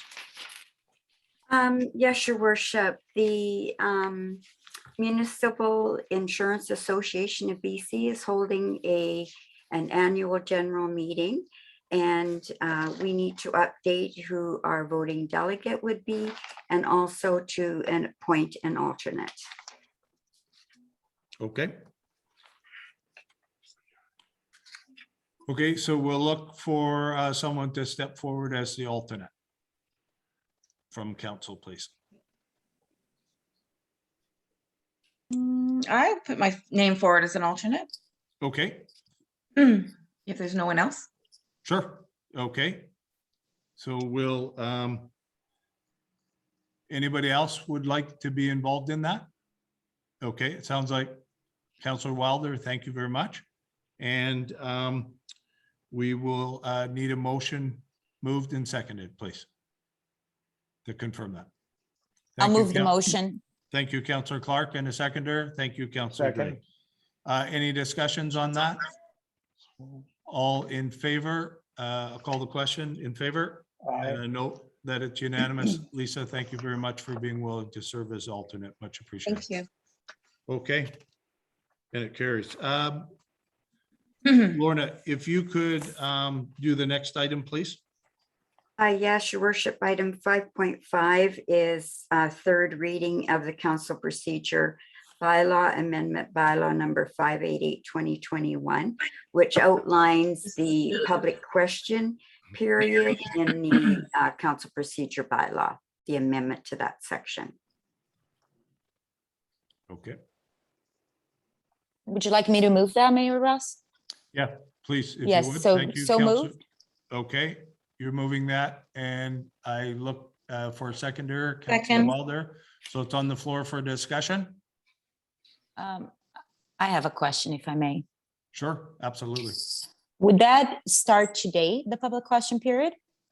Or would be just next meeting because we're adopting it today? No, we're just having third reading today. Adoption would be Yeah. at the next meeting, and it would start at the meeting after that. Okay, sounds good. Thank you. Thank you, Lorna. Okay. Okay, thank you, Councillor Clark. Anybody else on council with any, thanks for that answer, Lorna. Anybody else with any comments on that? We'll go to the audience. I'm not right now seeing anybody looking on that, so we'll come back to council. So not seeing any further hands from council, I'll look to call the question. All those in favor, raise your hand. Aye. Okay, and I note, thank you, everybody, and I note that it carries in the affirmative and it's unanimous.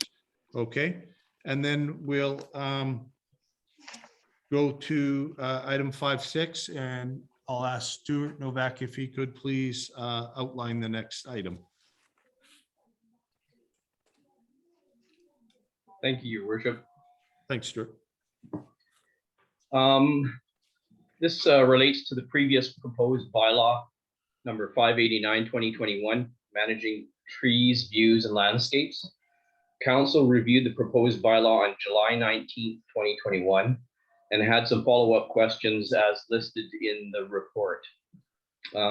Staff asks that, staff asks that council receive this follow-up report as written and give the bylaw managing trees, views, and landscape its first reading. Okay. So we've got that in front of us. Any speakers on this, Councillor Clark? I believe you were a representative on that committee and you've got your hand up. So if you'd like to lead, that would be great. Thank you. Yeah, I'd thanks Stuart very much for the detailed report here. It's very helpful. I have just a couple of comments, really. Well, thanks for adding that item, I guess was on 8.5, if I'm not mistaken. I like that better because that do addresses one of my concerns, which was like, I don't want people just like having, applying for a permit 1 year and then 5 years down the road be there trimming without staff being involved in the process too. I think it's important for the safety of the bank and all that. So on item B here, you said that, and I understand that there's $160 fine applied for people that are doing illegal dumping on municipal land.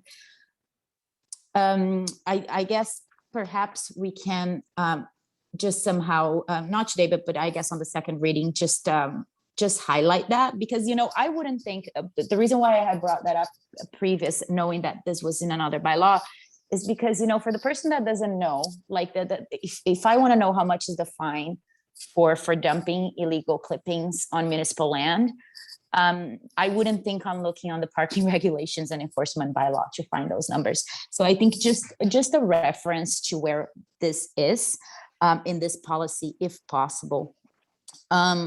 I'll leave it at that for now. I want to hear if there's anybody from the tree committee, because I'm sure they'll have some feedback, but I'll leave it at that for now and I'll speak again when it's my turn again. Thank you. Okay, thank you very much, Councillor Clark. And let's go to anybody else on council right now who would like to take the opportunity to speak. You're not Councillor Drake. Thank you. Thank you. And Stuart, thank you for this work. I think, as I mentioned before, I don't think there's anything more challenging than working on tree cutting. provisions within the village. So I've gone through this. I've got a few points where I just have questions or suggestions on clarity. If I start on the first page, we define affected property owner. I think it's quite clear in saying any adjacent property. So I assume that's next to the applicant, or is that next to the tree?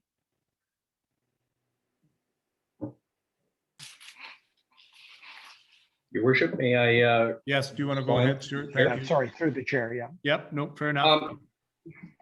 Yes, I take your point, but I wanted to leave some leeway in there because there could be different variables with respect to that. So every single application, I'll be doing an on-site visit and determine the most affected residents.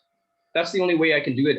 Otherwise, I'd have to, put a much higher number, which was exactly what the tree committee didn't want in the I understand that. version. So are you saying that in fact that decision will be made by staff then? Yes, that would be made by an on-site visit. Okay, which I think is perfectly reasonable. Okay, views aesthetic and shaded. Then I would just a suggestion where you have in the second line, any direct property owner whose line of sight. So after owner, it would suit in the opinion of staff, right? I'm sorry, Bruce, what page are you on? So I could I'm follow. on the very first part of the bylaw. I'm sorry. Okay. Bylaw 589. Okay. So just in running through it, I just trying to see where could we run into problems where there'll be confusion. I think as long as you're clear, staff will decide that. So you may decide there's only one person who really is affected here, or you may decide there's 3 or 4, but that should be staff making that decision. That's fine. The hazard tree below that, which is about the 5th one down. And it has been determined by a registered certified arborist to present a hazard to the safety of persons, private property, or other trees. I've always worried, I know and I appreciate the work that arborists have done for us. They've been very good in my opinion.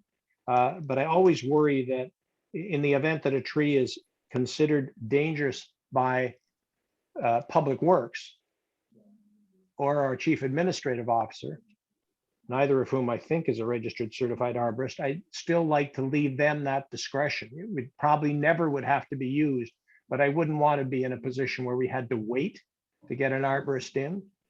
So I would prefer that a hazardous tree also be something that could be defined by Public Works in the rare circumstance that we can't get someone there quickly.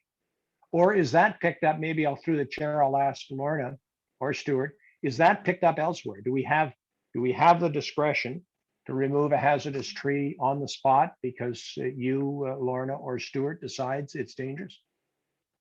So let's go through, Lorna, there may be a part that speaks to that. Do you want to, or Stuart? I would default to Stuart, please, your Sure, worship. fair enough, Stuart. Okay. Thank you, your worship. In actual fact, I thought that statement did say, or as determined by Public Works. So I almost am thinking that I probably have that in there in the language of the bylaw somewhere else. If not, I could definitely change it. And yes, it is very common practice for bylaw to get complaints about trees, hazard trees on public properties. And bylaw does attend the scene every single time and make that determination. Okay, and I just think we should make it clear that you have the right to take a tree down because you consider it hazardous. And that's with your position. Where you're not as worried, maybe you'll wait for an arborist, but where you really are worried, I think you should just be able to do it. This may be because, oh, sorry, if I can go through council. Once again, I had an original version of the definitions, and then I was directed to put all the definitions from the tree committee, and that sometimes changes things up to, I understand. I lose a little bit of control with that.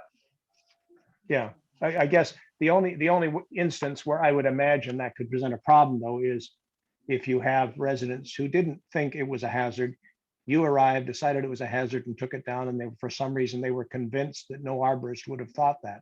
I find that so unlikely because much more likely the situation is somebody is worried about a tree. And I think they would be appreciative that Public Works is able to move quickly, and we all appreciate these are issues of judgment, but I personally would prefer that discretion be clearly spelled out as something that is also possessed by Public Works. Maybe not often exercised, but I think should be possessed by them. So that's two. These are just suggestions. I'm not saying that they have to be there, but before I get to final reading, I'll want to be sure something like this is there.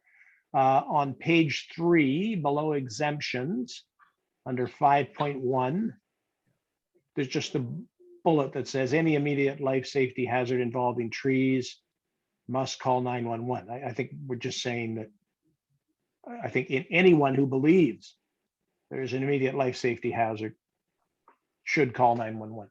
I mean, I think it's a good instruction. I just suggest we simply make that clear that people have that choice.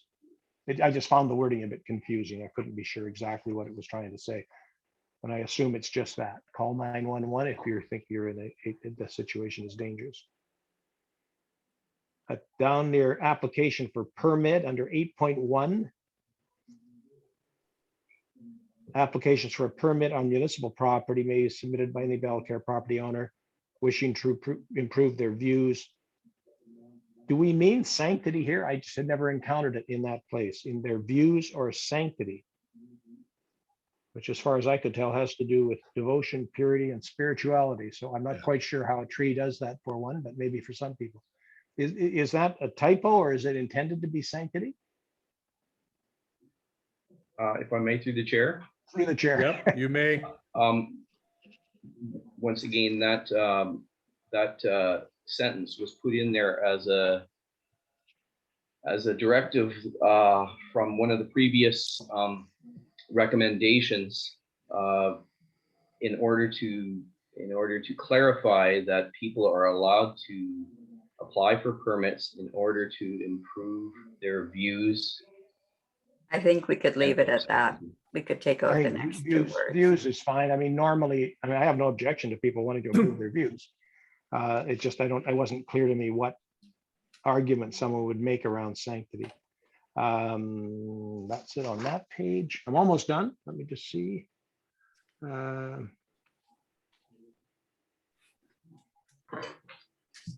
Okay, worst case scenario, page 4, 9.8. The confirmation that any directly affected property owners in the area have been specifically consulted and any opinions be expressed in writing. So are we asking the advocate, the party who wishes to have the tree trimmed or cut, to speak to these people and do what? Pass on their opinions to the village, or simply tell them they have the opportunity to pass on their opinions to the village? I'm just not clear to me what 9.8 is, what guidance that is providing, I assume, to an advocate to have a tree cut or trimmed. Through the chair. Yes, go ahead. I could rephrase that to notified, I suppose, instead of consulted. Okay. Yeah, and I just would like to say, I think they should be told. I mean, the only cases that are going to be a problem is where one party wants a tree cut and another party does not, right? I can't see a problem if everybody would love to see a tree cut or trimmed. So I do think those who have different opinions should be aware that they can advise the municipality. And that's all. And I don't think that should be left with the proponent of the tree trimming. The proponent can tell us, I've talked to party A, B, and C, or A and B, or I've talked to nobody, but they should not be the only source of the opinions of those people. They may pass them on, but I do think residents should at least have a chance, be notified that they have an opportunity to raise their concerns. And before someone tells me we don't want to provide vetoes, I'm not aware of ever providing them, but we should, when it's a public tree, there's always a possibility there'll be a difference of opinion. So we just want to be sure the process is one that gives everybody an opportunity to express their views. And I'll stop there. Thank you very much, Stuart. Okay. Thank you, Bruce. Thank you, Stuart. And I see Councillor Clark, if you would go ahead, please. Thank you, Mayor Ross. So I don't see Sandra on the call, but I do see Mary Begg on the call. So I would like to ask her if she has any feedback. But also I do agree with Bruce on 8.1 to improve their views. That's where you should have finished. I don't remember where that word came from. I'm gonna contact the committee and see if any of them remember where that word came from. But I think it could be amended to just, I guess, take that out. And I do agree on the hazardous trees or somewhere in the policy with Councillor Drake's comments that that if it's deemed by Public Works that is a dangerous tree, then I don't think we should, go and spend a bunch of money, with an arborist report. So I do agree with those, and would like to see those reflected on the second reading, I guess. Yeah, and let me see here if I have anything else. I'm sorry. Yeah, I'll leave it at there. And if anybody that's on the call would like to make a comment from the tree committee, that would be probably helpful at this point. Thank you. Thank you, Councillor Clark. Much appreciated. So let's go out to the audience, see if there's Councillor Clark has asked for any members of the tree committee. They should feel welcome, but also anybody else that's in the audience that would like to comment on this. So I'll just take a look to see if anybody's indicating. Mary Beck, welcome. Well, hi, thank you. We've crossed a few bridges, so I'm not quite sure which you wanted comment on. I think when we were trying to streamline the process from the present bylaw, the fact that we had to post the thought of trimming or removing a tree, we had to post it for 10 days so that anyone that saw it would have the opportunity to object if they so wanted to. And I guess the feeling was that somebody could make a part-time job of objecting to all kinds of things, but are those people affected personally? And I think that was kind of the reason why we thought it would be better to remove that posting. Now we had, you still have to tag the trees. That's all part of the process, which I suppose if somebody saw tags on the trees, they certainly would inquire if it was something that, they thought was directly going to affect them, that, they would find out more about it. But I guess our whole idea was to try and, keep it to the people that were directly affected by that removal. And just like, for instance, as an example, and I think Stuart, you covered this off, I don't have two people on one side of me, I only have one. So, you can either be very literal about that, or you can use a certain amount of common sense. And I think, that should definitely prevail in some way or other. So that's my feeling about posting, certainly. And I mean, if somebody from Turtlehead said they didn't want the tree in front of my house trimmed, how much credibility would be given to that?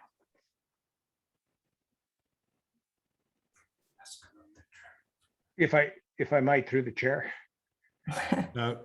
Councillor Drake, go ahead. Yeah, because Mary's commenting on my suggestions, if you don't mind, maybe I can. Yes, absolutely. Go ahead. And then we'll go to Councillor Snell after.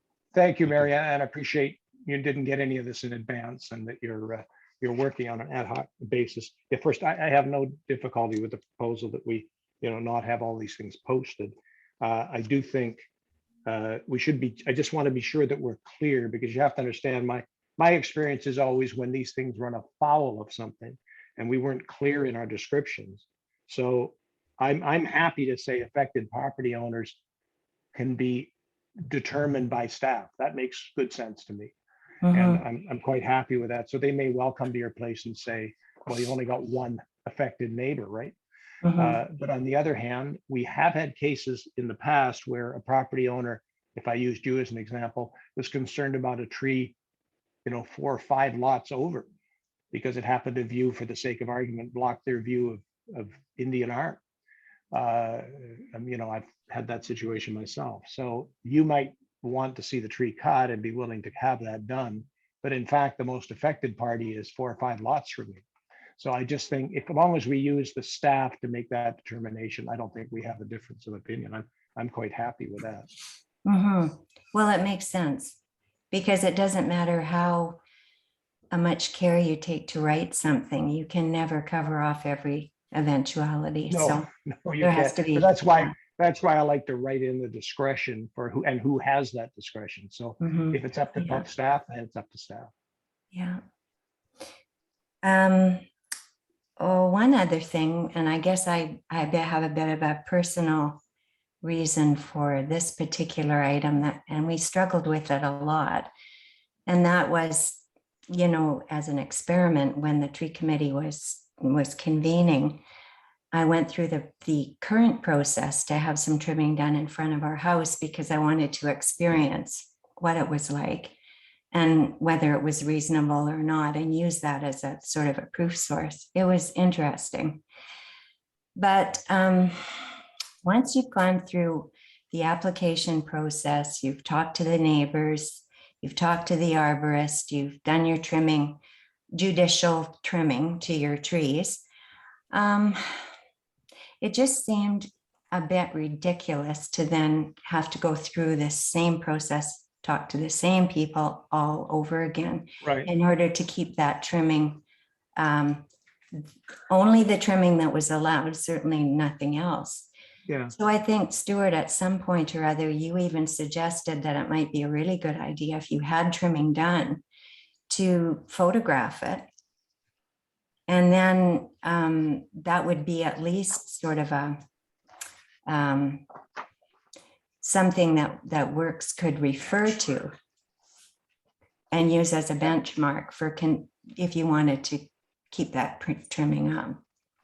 I don't know, Stuart, you did mention that. I think he picked that up, Mary. If my reading's correct, I got the impression you could redo something that had already been approved. Right. So I think that's picked up. Yeah. Yeah. I mean, it shouldn't be a just free for all, that once you've gotten a permit, you can do whatever you want. But, it would save time, certainly. And I mean, even if you paid a small amount of money for a retrimming permit, that would be okay too. It doesn't have to be free, but it might be, certainly. I think what you're referring to is under 8.4. Okay. You may reapply to prune or trim the same tree on an annual basis, no additional charge. The original application must be presented and receive an updated stamp of approval. Now, I don't know if I'm missing this, but what about our invasive species on village property? Is that a no-go? Because I always thought ivy and stuff was fair game pretty much. Are people afraid that they're going to have a permit for that? Your worship, we tried really hard to keep the bylaw to the trees, because that's what we needed to move forward. Yeah. And I think we're dealing with invasive species separately. Yeah. I mean, the definition of a tree would not be the definition of, say, ivy or something like that. So, right. Yeah. Okay. So that's not really covered in this. Yeah. Then. Okay. Okay. So will you ever cross that bridge, Lorna? Do you think that, that treatment of invasive species is going to be somehow or other regulated, or? Well, we continue with that every year, having it treated on village land. Right. And what about residents? Because I know we go and weed whack the ditch and we do all kinds of trimming. And I don't know what's the. We could look into that separately. Yeah. Okay. I just think when you mentioned trimming, it's in here.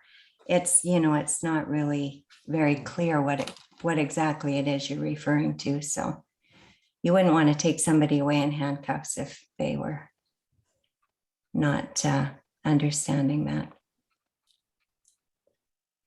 That was a joke, by the way. Yeah.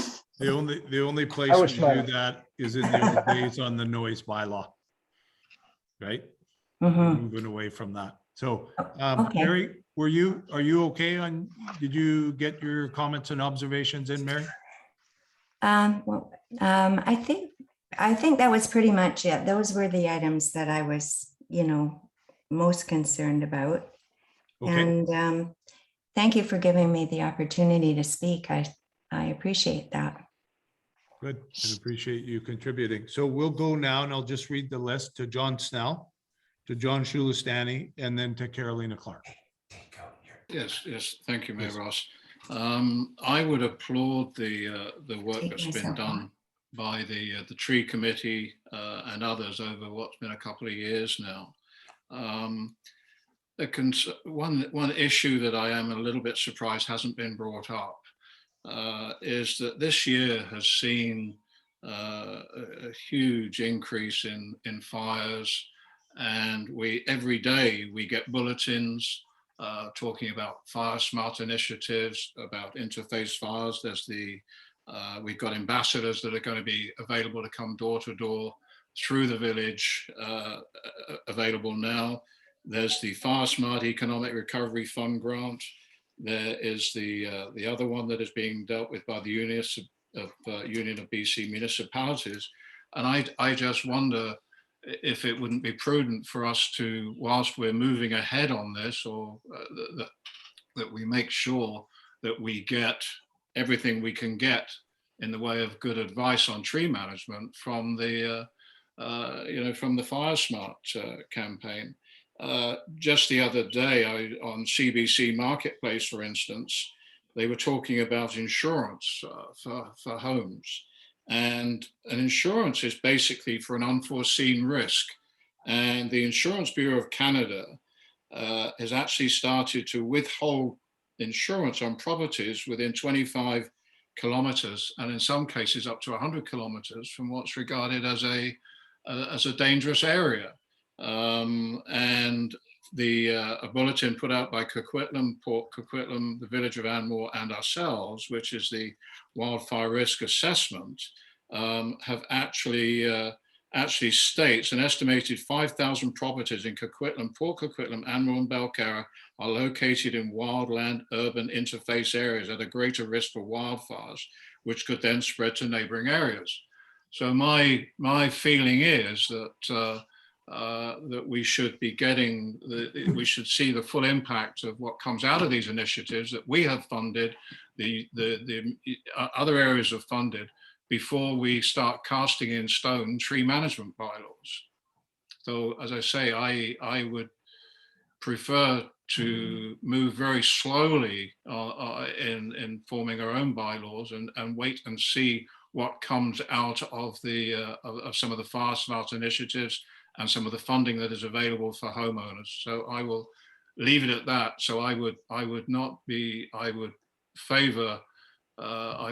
want to advance this bylaw any further at this point in time. Thank you. Thanks very much, John. Appreciate that. I'll just check with staff right now. We're at 9 o'clock. Do we want to take a break right now? I think so, if you're okay with that, Your Worship. Yeah. So why don't we go for about 8 minutes? Does that do it, or do we want 10? Whatever, what's the call? Who'd like to make that call? 8's good. 8's good, okay. We're on. Thank you, everybody. And we'll just stand down and we'll come back in 8 minutes and pick up from where we left. So I believe that will be John Shulistani, followed by Carolina Clark. Okay, thanks, everyone.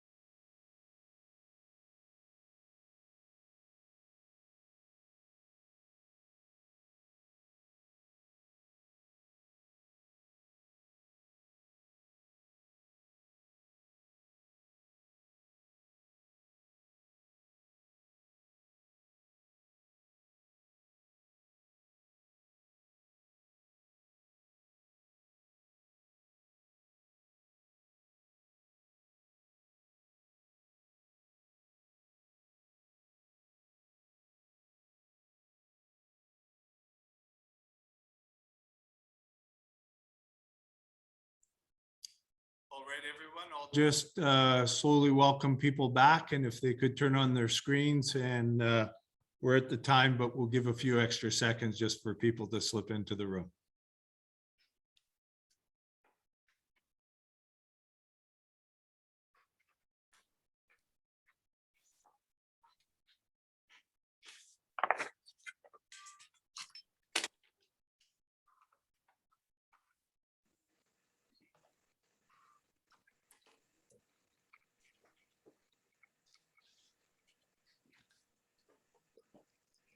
Okay,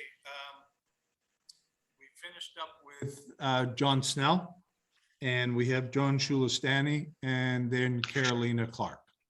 Okay, and we're a little beyond the scheduled time, so we'd like to keep on the track. So John Shulistani, welcome, and please go ahead. Thank you. I would like to raise a couple of points here, just very minor.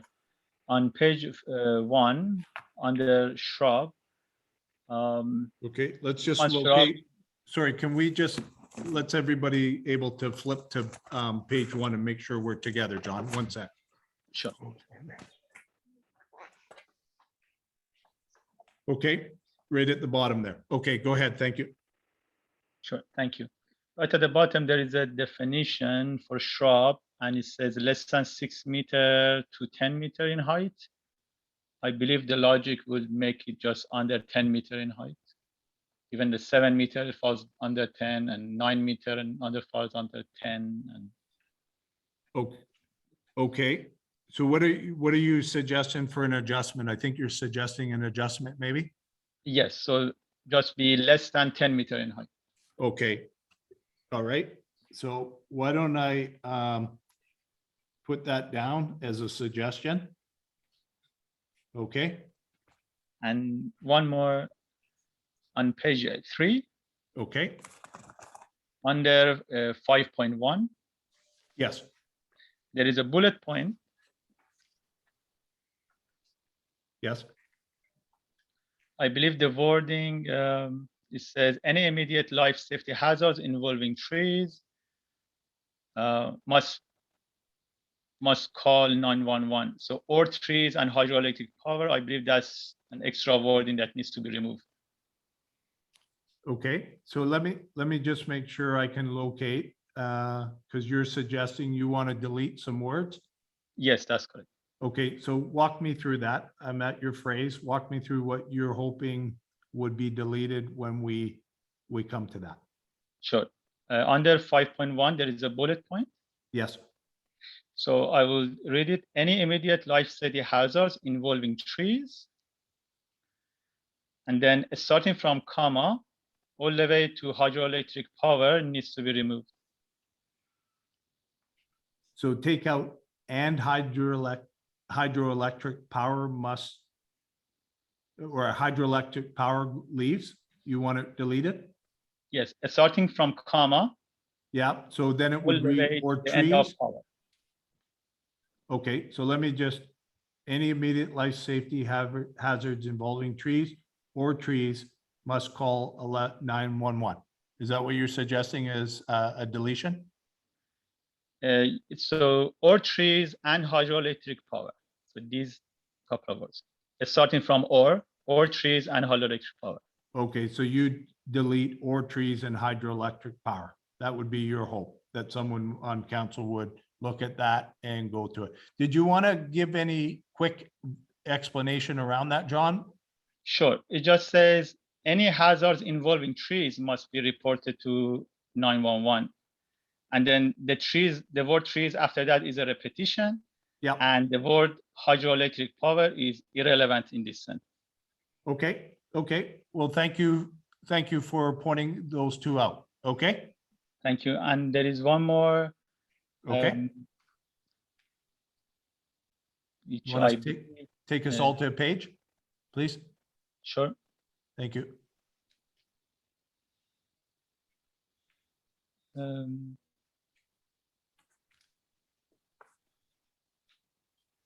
Okay, I cannot find it at this point. If I can find, actually, it's under 8.5. Okay. After section 8, Yes, after the period, the letter F should be in a small letter, not capital. okay. All right, so you're looking to make it just lowercase. Because you're Yes, that's saying low. that, okay, good, okay. Right, thank you. Thank you very much, John, appreciate that. And I'm just gonna suggest right now, right before you go, Carolina, and then I'm gonna call on you and look at anybody else.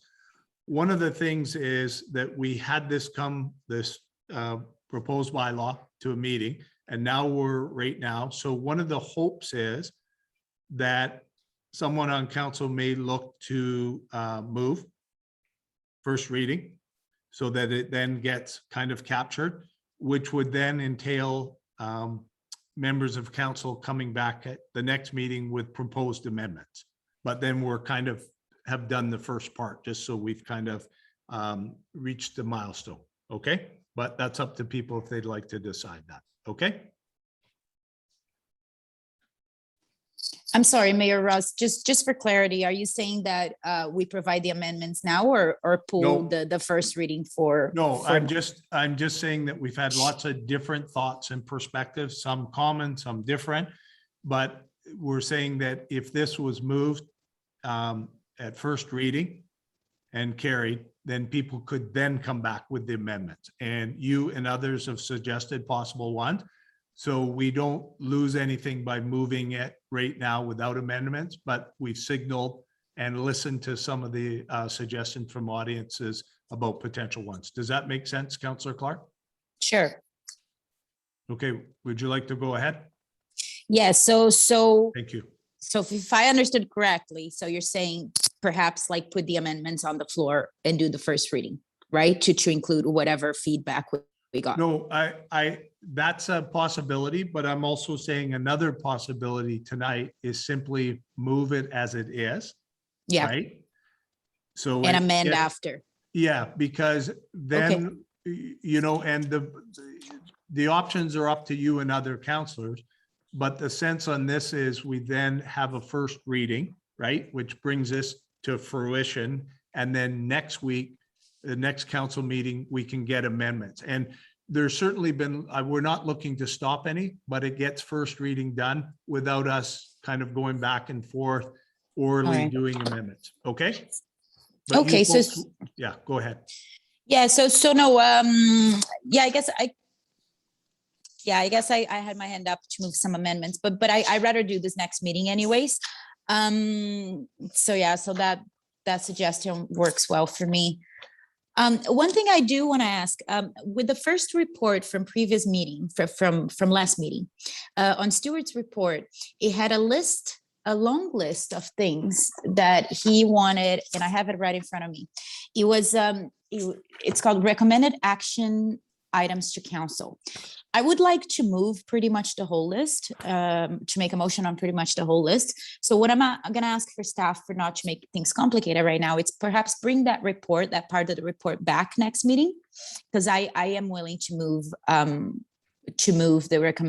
recommended actions items to council. Again, which is a long list. Okay. Okay, so it's stuff that says that staff write a letter to the province recommending a ban on the sale of invasive species. There's many of them. It goes from A to J. Okay, it talks about interface wildfire management, which is the other work that the whole tree committee did.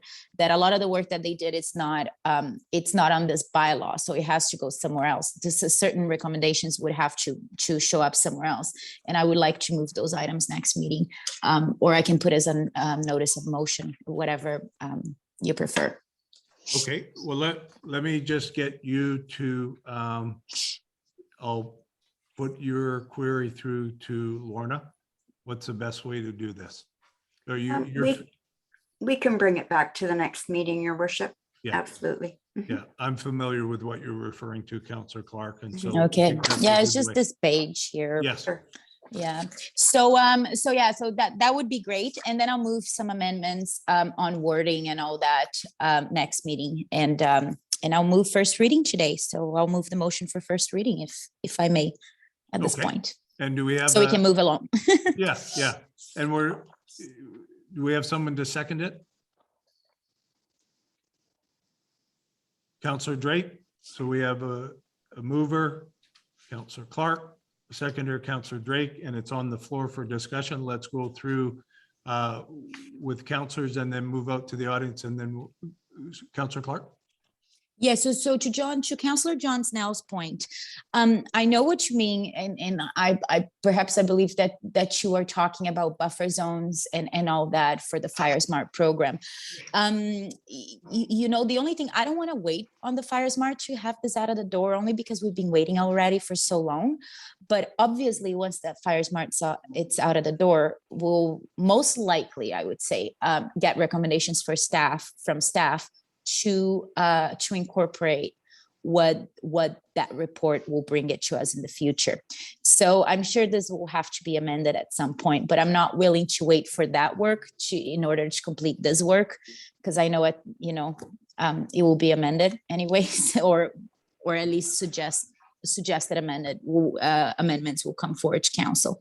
So I'm comfortable to doing the first reading today. Thank you. Okay. Thank you, Councillor Clark. Anybody else on council would like to speak to it? Not seeing anybody on council. Do we have anybody in the audience who would like to speak to it? Okay, I'm not seeing any hands on that, so we'll come back to council. And we have a motion on the floor. Any further discussion by council, keeping in mind that we have had notices and people speaking that they'll bring things back to next meeting to put forward in amendments. Okay. So I'm going to call the question. All in favor, raise your hand, please. Aye.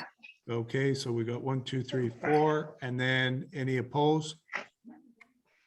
Okay, so it carries by a vote of 4 to 1. Thank you, everybody on council, and thank you in particular to the audience tonight and to members of the tree committee. And Carolina, thank you for your work with the tree committee, bringing us to this point and moving us forward to hopefully a good conclusion. Okay. Thank you. Okay, so we have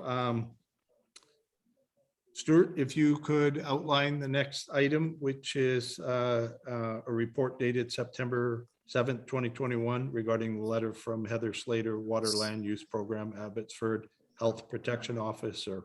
And the letter's actually dated July 19, 2021. So if you want to go through and talk to people about that, that would be helpful. Stuart. Thank you, Your Worship. Staff is asking that the letter from Fraser Health regarding the raising of the water level in Tatlow Reservoir be received for information. Council requested opinion and input from Fraser Health regarding the plan to raise the Tatlow Reservoir's minimum water level setting.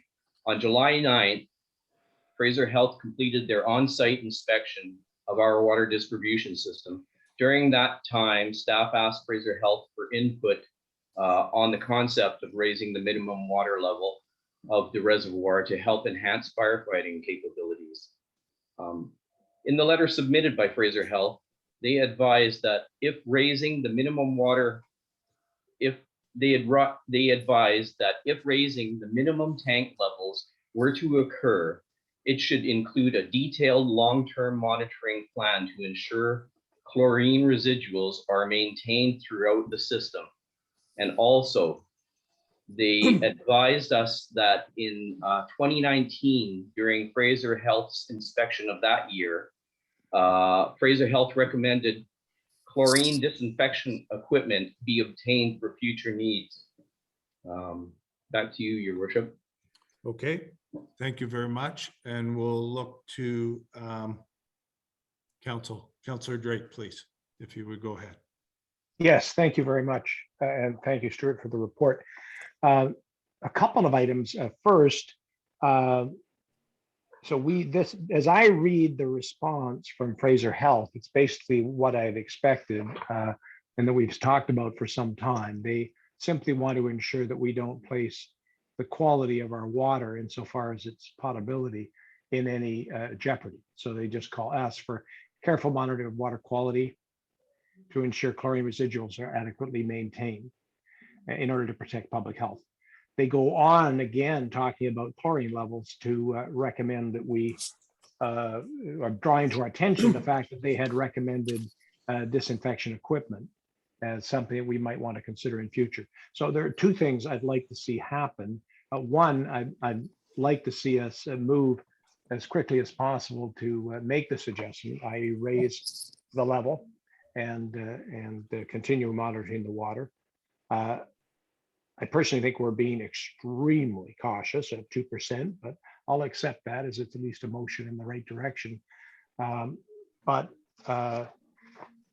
I don't want to spend too much time on this tonight. We can have further discussion as to how long, what's necessarily to be, quote, prudent in gradually raising the level. A year strikes me as more than prudent. I'd rather see a shorter period of time. But what I think we probably all agree on is that ensuring that we have the chlorine disinfection equipment, I'm very eager to see us determine the cost of providing that. And I'm not talking a complete chlorine treatment. I'm talking the capacity of staff to respond to low chlorine levels by means other than just flushing the system. So let me back up and break that into parts. First of all, I think the relatively easy piece is to say I'd like to see us get an estimate of the cost of having the capacity to provide chlorine add chlorine to the system, and have staff able to do that as another option to address low chlorine levels. So could I through the chair just ask you to comment on that as a recommendation? Sure. Do you want to, through the chair, to yes, Lorna or Stuart? Maybe To Stuart, your worship. Mhm. Yeah, no, that's fair enough. I want to go to you, but Stuart, you go ahead, please. Thank you, your worship. Well, in terms of chlorination treatment for the tank, because that's what we're talking about. We're talking about getting chlorine or creating a system where the tank itself or the water as it comes out of the tank, so it could be treated within the Tatlow station itself. There's multiple different systems that could be put in place, from as simple as a puck dropping type of a system, or a more complicated system that would be inside the Tatlow station. That would have to be designed by an engineer. Right. Yeah. And I guess I anticipate making a motion that we get that information from an engineer and estimate the cost, because it simply seems to me it's one of our highest priorities, of course, is to ensure we have safe potable water. And since raising the minimum level on the tank, the only concern that's raised by Fraser Health that I see is that could impact chlorine levels. So it would just seem prudent to me that we, at the same time, look at the costs of providing a method other than just draining, which is what we use now, to preserve our chlorine levels. So you're saying there are multiple ways, but we need an engineer's advice on that.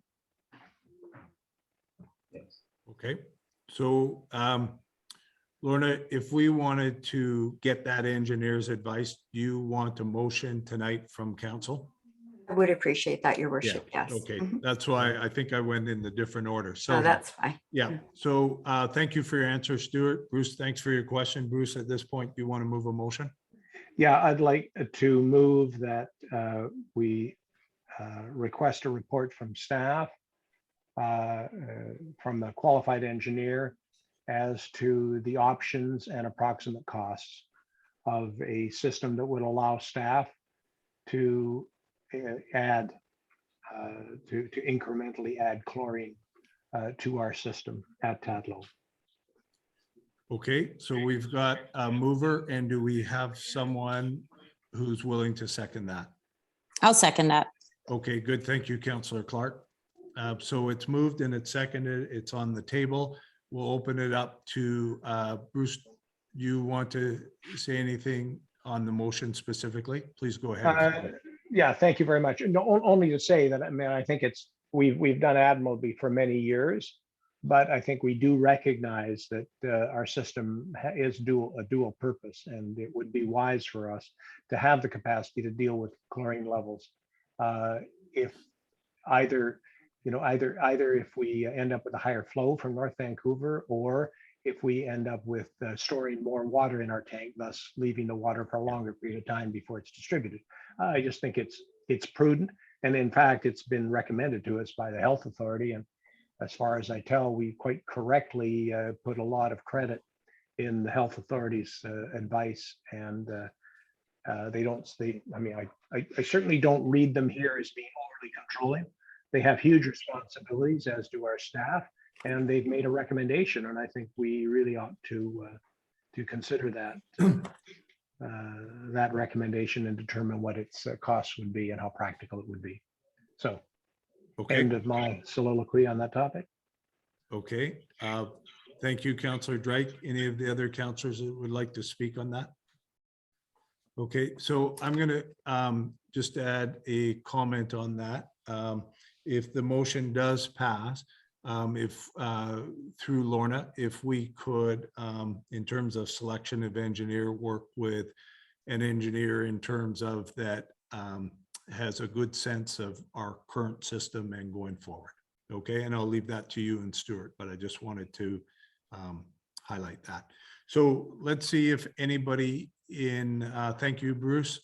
Anybody in the audience would like to make any comments on that? Okay, Ian Devlin, Chair of the Water Committee. Please go. Oh.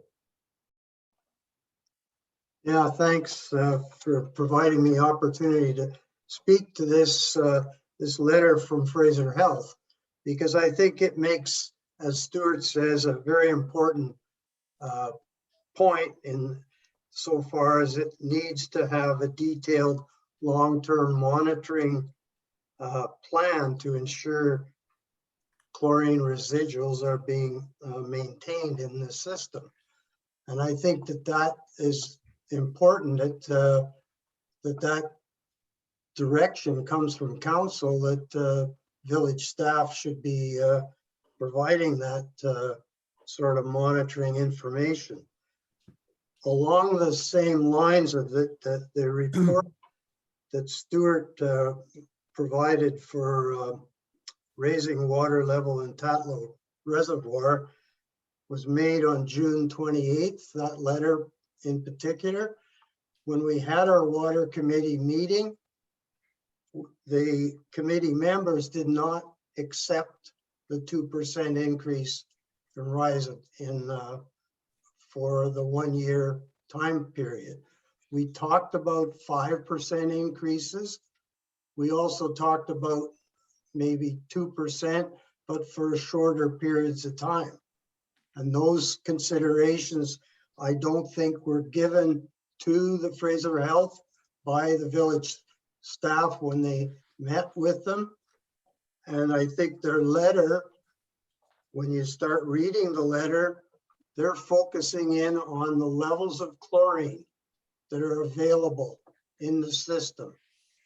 They are not concerned, they're concerned about what specific rise in minimum set points would be. So this 2%, they didn't comment on that. They didn't comment on the 1 year. They just asked for this monitoring plan. And that, I think, is the important part of it's the process that the Fraser Health has asked the village staff to provide. So I hope that the council members don't proceed along the lines of this 2%, because that is not the issue. The issue is the safety of the water system and slow increments over a period of time. And that's to be determined. And that's what this report that should be prepared by the village staff as to how they're going to go about increasing the minimum levels in the Tatlow tank. So I guess that's enough for me right now, but I just don't want council to just not focus in on what's really critical importance here. We need more water in the Tatlow tank. And the only way we're really going to get it safely is if we give the village staff provision to be able to chlorinate the water system if the chlorine levels start to drop. So I think that's of utmost importance to look at that. The other part, I guess, that's not clear to me is that I believe there's a training component for if we add chlorine system to the tank, then all the people in the water monitoring have to have increased level of certificate to operate a chlorine system in the potable water. So I don't know where we're at. I saw that Ali has started to study for his level of for chlorine, adding chlorine to water system, but I don't know what that is, what that would be involved with. So the chlorine is going to be more than just the system. There's going to be a registration or requirement of certifying the operators. Okay, thank you. Okay. Thank you, Ian. And appreciate your comments. Lorna, did you want to, or Stuart, make any comments on the training certification part, or maybe we can come back and do that? I could just, excuse me, Your Worship, I could say that we are aware of the training components required for chlorination being added by water operators, certainly. And Stuart is looking into that for sure. Yes. Yeah. So that part, Ian, where you've identified a training piece, I was aware that we're already looking towards that. So thank you to both of you. Councillor Drake, you have a hand up. Is that a remnant of before, or do you have something new? It's a remnant. I have a number of other points, but I'll wait till more people have had a chance to comment. Oh, okay. Well, I don't mind going. Thank you. I don't mind going to you. Well, let's check now. We've had council. Anybody else on council would like to comment? Okay. Anybody else from the audience? Okay, then I'm gonna move back and go to you, Bruce. Okay.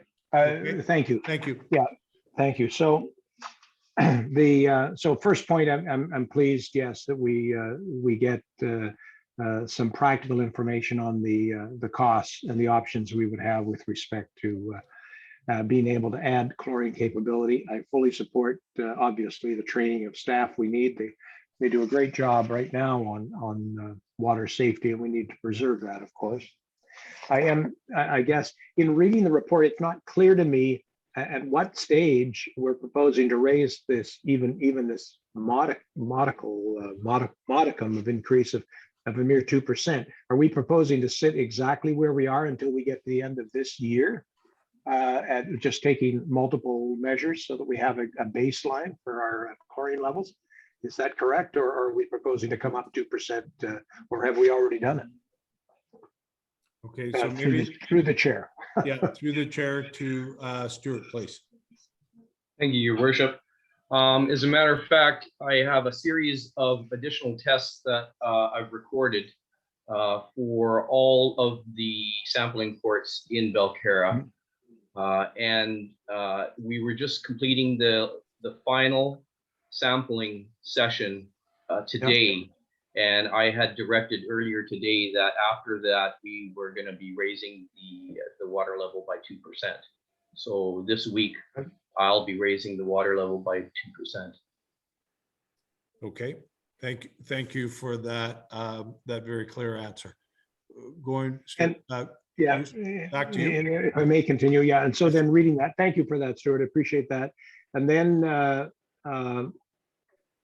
there is a changes to the testing on water levels have to be approved. You don't consider, am I correct in saying that you do not consider the letter that we have from Fraser Health as granting you the option to make your own mind up as to how to gradually raise the level in increments, allowing for careful monitoring of water? Are you proposing that you'll go back to Fraser Health and notify them we're planning to go up 2% and sit on that for a year? Or are you proposing to just include that in annual reports to them through the chair? Okay, and Stuart, again, through the chair. Thank you, Please. Worship. The water operators are tasked with managing the cleanliness of the water distribution system. Right. As stated, we did run our plan through Fraser Health, and we will report details as we go forward to Fraser Health of any of the consequences of raising the water level. Right. No, I appreciate that. It's just a question of the timeline. I guess back to my earlier point that, I'm obviously I'd like to go faster than 2%, but if we were doing 2%, I'd be more comfortable with a raising that level every 4 months than waiting a year each time. So, I mean, specifically, is it your, how to phrase this? It seems to me we're taking an extraordinarily cautious approach, and it's not clear to me from the direction from Fraser Health that we had to be that cautious. I appreciate that water quality is something that we simply don't take chances with. But if we're continuously monitoring the water quality, is there any indication, or do you have any indication from Fraser Health that they would object to a more aggressive pace, as I say, 3 months, 4 months between increases with regular testing to show that in fact we aren't seeing a decline in water quality and a commitment to respond if we do? Through the Can you chair, see may it? I? Yes, go ahead. See a Stuart. question in there? Yeah. Yep. Thank you. When Fraser Health did their site visit, there was a lot of discussion that took place, including a lot of variables. And there was also concerns and all the input brought up from the water operators as well. There's a lot of things to consider when you're trying to get all the data. In the summertime, it's warmer. In the wintertime, you're using much less water. So that also impacts the chlorination levels. So, and that's the reason why, although Fraser Health did not give us specific advice, and they did that purposely, they advised that they're comfortable with our plan of the 1 year. And at the same time, the water operators have a lot of concerns about this. And all we can do is go by the data as we get the data and move forward from what the data tells us. But that doesn't allow me to differentiate, other than the anxiety that the operators have.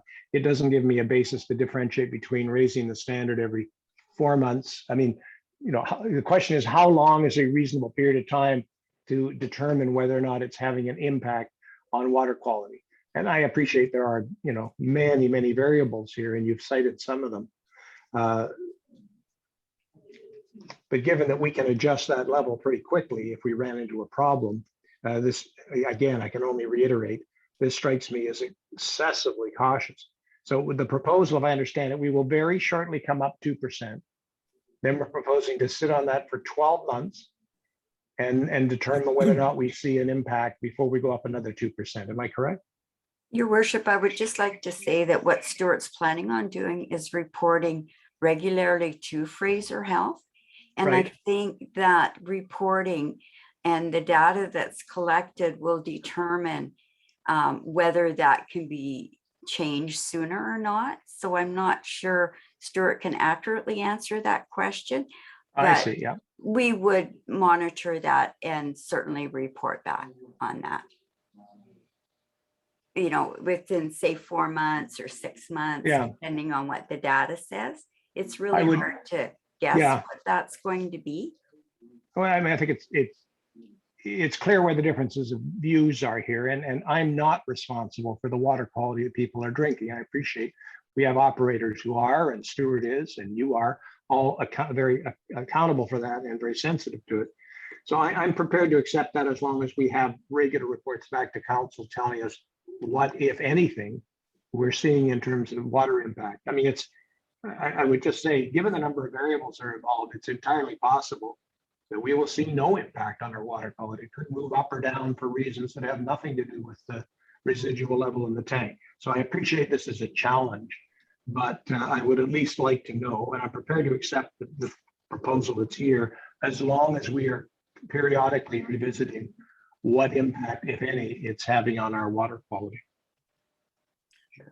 So Your Worship, may I clarify one point, please? yes, absolutely. Go ahead. I just want to clarify one issue when you mention about when the water samples start to change, that we can quickly adapt to that. There's a major difference between the water quality in the distal, the end branch lines, versus the tank itself. The tank itself, when it starts to go sour, if it starts to change, you can't just flush to actually clean the water out. There, it's completely systemic, and you have to go to a hyperchlorination type of activity, which may result in the system being down or having a boil water advisory. So it's not as simple as letting the water quality go down and then all of a sudden, you know, just bumping the water up a little bit. You can't do that. Once it gets sour, starts to go sour, it's a major issue in the tank as opposed to the branch lines. I appreciate that. I understand that. You're saying you don't have any relatively high chlorine water to flush the system with if your tank goes bad. Because all you have to put into the system, of course, is water that's not meeting your standards for chlorine. Yes, through the chair. If we had a chlorination system, we could have the tank at full capacity all the time. Yeah. Understood. Okay, thank you. I'm prepared to drop it there at this point. I do appreciate the reports. I appreciate that clarification on the risk associated with it. And I think it's clear we need to look seriously at having chlorination capability or rechlorination capability, even if it's a modest capability. I just think it would be wise for us. Okay, thank you very much. So can I just highlight one thing before we move on, and then we're going to go to the Chisholms, and then to John Shulistani, and then to Councillor Clark. But in that last page of that letter, and there's a reference there to, they say that being practical to comment on options not yet proposed. But they do talk about that in 2019 inspection report, there was a suggestion. So my sense is, Stuart, I'm glad, and Lorna, that this was included right in the letter and shared openly with our public. We want to do that. And we also want to, I believe, there's an opportunity for us to do some things. And I think Fraser Health is indicating, but there's, for us in the village, we walk a fine line right now between water quality and I really want to thank Councillor Drake for his work on this and for that pushing, but I would, and urging, but I would also say this, that the chance, and Lorna, you underlined it, our connection with Fraser Health is not going to stop at this letter. It's going to continue on as we see result, and Stuart and you will stay connected with them, correct? Yes? Yes, yes, Yeah. Your Worship. Okay, so Jim or Sherry, thank you. Yes, Jim, can you hear me? Yes, I can. Thanks, Jim. Okay. What will, Stuart, what will the new level be you're going to set it at? 2% up. What's the level going to be? Not 2% up, but what will be the numbers? Through the Through chair. the chair, Stuart? Yes. Yes, thank you. It'll be set at, the minimum water level will be set at 62%, and it'll be set via the SCADA system. Okay. Do we have a written plan for doing this new program that's been approved by the Fraser Health? The work that you're going to do to calibrate and adjust and monitor? Through the chair. Yes. Yeah. If you're talking, well, first of all, as a result of the tests, the extra tests that we've been doing, I will be writing down comments and direction in our folder, for the water distribution system, that we're going to be raising the water level 2% as a result of the water quality that we're reading thus far. As far as the SCADA being bumped up 2%, that will be indicated in that language of that report that I put in the filing system, and it'll simply be bumped up to 2%, and a directive will be sent out to the water operators advising it's to be maintained at that level unless any issues come up. What I mean by a written plan is, do you have a plan that says, look, we're going to do this on a certain date, we're going to do that on a certain date, and everything else? And then in future, if I could ask it, please get us some written notes of your meetings with Fraser Health so that the committee can see what's been going on. Verbal notes, verbal discussions mean nothing. Thank you. Okay. Thank you, Jim. John? Stuart, you're fine. You didn't want any comment on that, Stuart? Okay. So John Shulistani, please. Sure, thank you. I wondered if you are changing the chlorine level at different level of the tank at this point. So if the water level in the tank raises from the minimum to the maximum, are we changing the chlorine added to the tank? And so that's through the chair to you, Stuart. Did you get that question from John? Do you want him to repeat it again, or? I'll just state that the chlorine, we get the water as it is chlorinated from the District of North Van. We don't add any chlorination to the system at all as it comes into the village of Belcarra. John? Makes sense. So now my next follow-up question is that, so has this been tested for this minimum level, and we haven't tested it for a higher minimum level at this point? So we don't know if it raises by 2% or 10% or 20%, whether that would impact the chlorine level at all, because we are not adding any chlorine level at this level of the tank, right?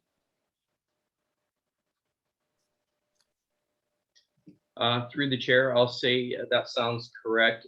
If I understand what you're saying, we've taken a certain amount of data through as a result of the data that we've collected at the extra samples that has been recorded and now has given us justification to raise the water level by 2%.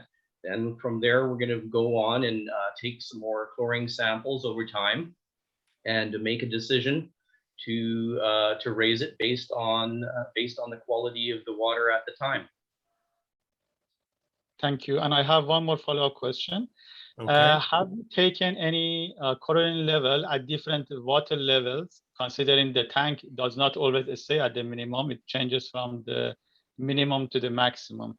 Have you done, for example, at every increment, have you done the chlorine test?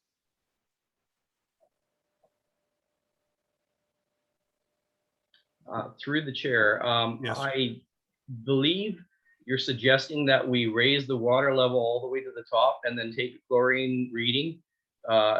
We can't play around with the system. We're mandated to maintain the safety of the water quality. So therefore, we're very limited as to how much we can manipulate the system. Actually, I'm not asking to actually raise the levels. What I'm asking is that the current water level in the tank does not always stay at the minimum. I wondered if we could take if we could take measurements of water chlorine at different water level that we are currently seeing with our tank. I understand that the water level goes from minimum all the way to the maximum, and at different levels we could take the chlorine level. That is part of the plan, Your Worship. Okay. So, John, I want to thank you for your questions and your thoughts on them. And we'll go to, I've got on the list right now, Joe Elworthy. Joe, go ahead. Thank you. Yes, thank you, Chair. Just a point of clarification. So as I understand it, based on the comments here, so we don't add any chlorine to this point. That's all done at source in North Vancouver. We just test, make sure that based on the levels is okay. But now we're looking at the possibility of maybe having to introduce a system, which I guess will be at the pump or in the tank, whereby we will be in a position of changing the chlorine level. Is that my understanding of it? Yeah, I'll go through the chair to Stuart. Stuart? Thank you, Your Worship. That is correct. We currently add no chlorine to the system. We maintain the system by taking regular sample testing and flushing in areas that need flushing. And the proposal being discussed is to add a system for chlorination at the Tatlow station. Thank you very much. Thank you, Joe. Councillor Clark, go ahead, please. Thank you, Mayor Ross. Just a comment, listening to the discussions today. So it sounds to me that if we had gone ahead in the past and built another reservoir, we probably wouldn't be able to bring that reservoir up to capacity as well because of the chlorination station. So good thing we didn't do that. But if we were in the future to get a chlorination station, has any consideration be given on perhaps adding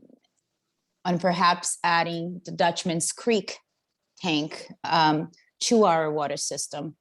And I appreciate that's not an answer that probably you guys can give me now, but I guess that's something we should keep in mind if it was possible. If we're looking to chlorination station, then why not look into connecting Dutchman's Creek tank to the water system? Thank you. Okay, through the chair, there's been a request either, Stuart, for an answer now or for you to take it on notice and provide us one. Do you have any thoughts on that or? Sure, I can answer that right now. Sure. Okay. Thank you.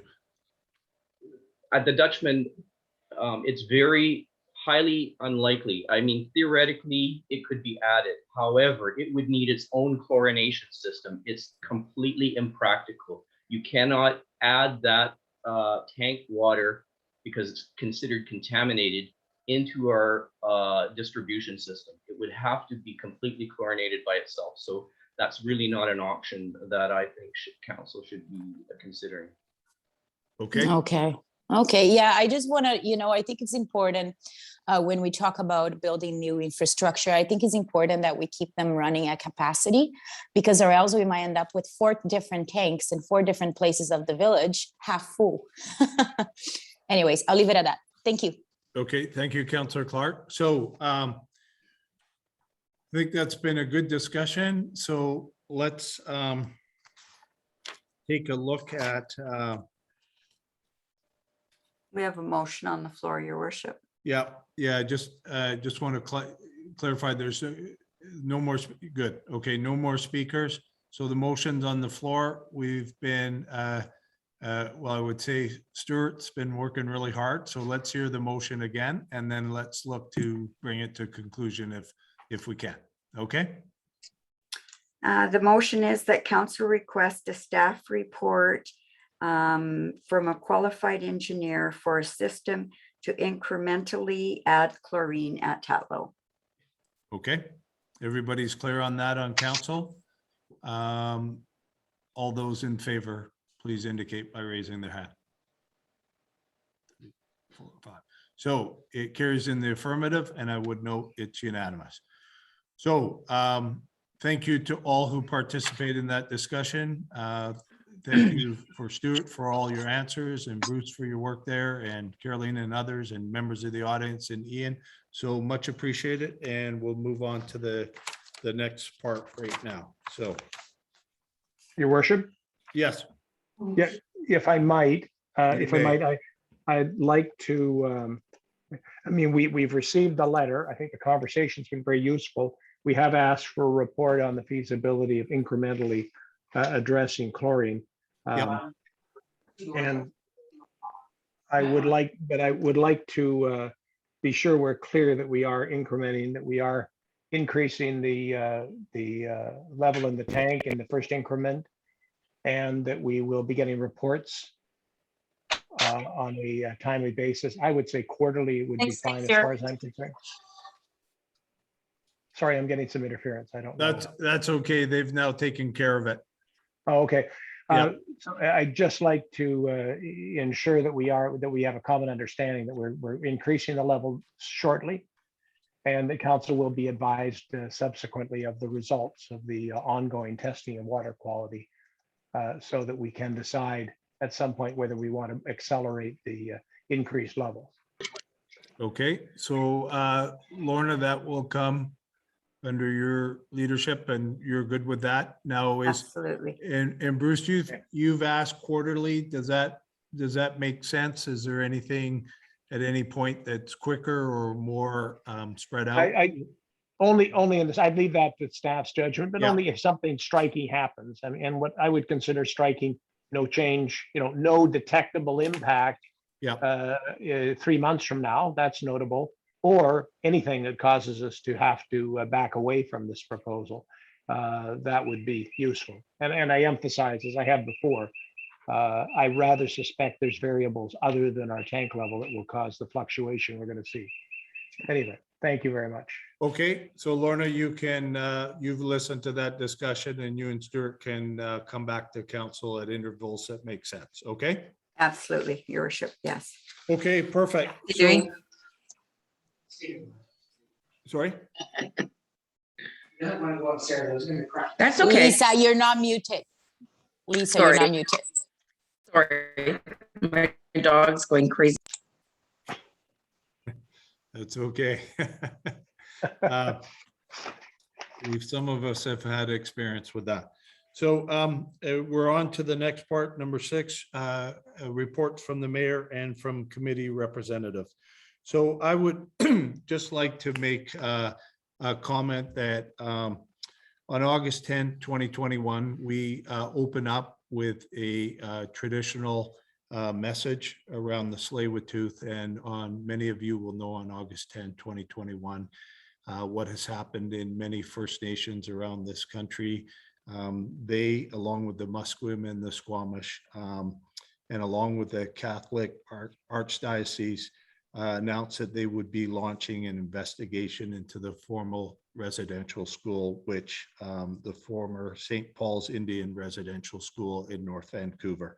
And they were going to look at young people who attended the school, what happened there, and those did not make it home, as well as any unmarked or undocumented burial sites. And the Chief Jen Thomas talked about the absolute piece that I think for many people in Canada is staggering, is that her father attended that school. I believe she said she was 53, and the impact for her, this wasn't in ancient history, it was in one generation.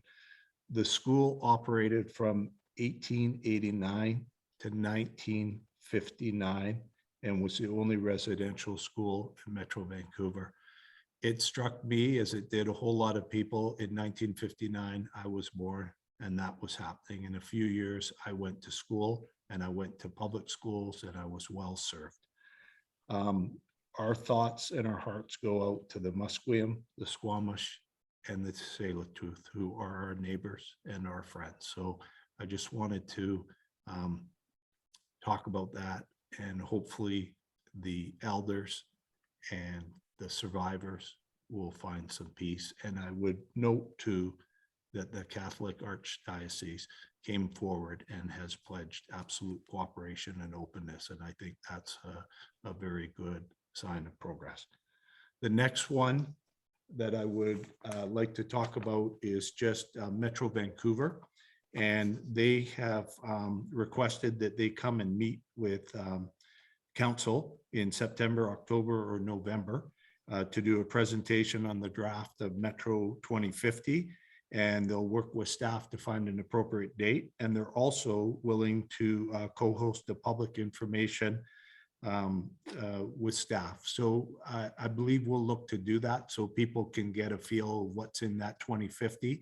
And it's very important. And I think it's increasingly become important. And there's lots of things that affect Belcarre and may affect neighboring municipalities. So as always, we'll look to staff to make that connection and do it at a time that makes sense. And I always think that when we can reach beyond council and reach out to people in the community, that's a good thing. And so Lorna and her staff will look to do that. And then the final one is we've got UBCM coming up. We're actually, Lorna and I have started some meetings with some ministers.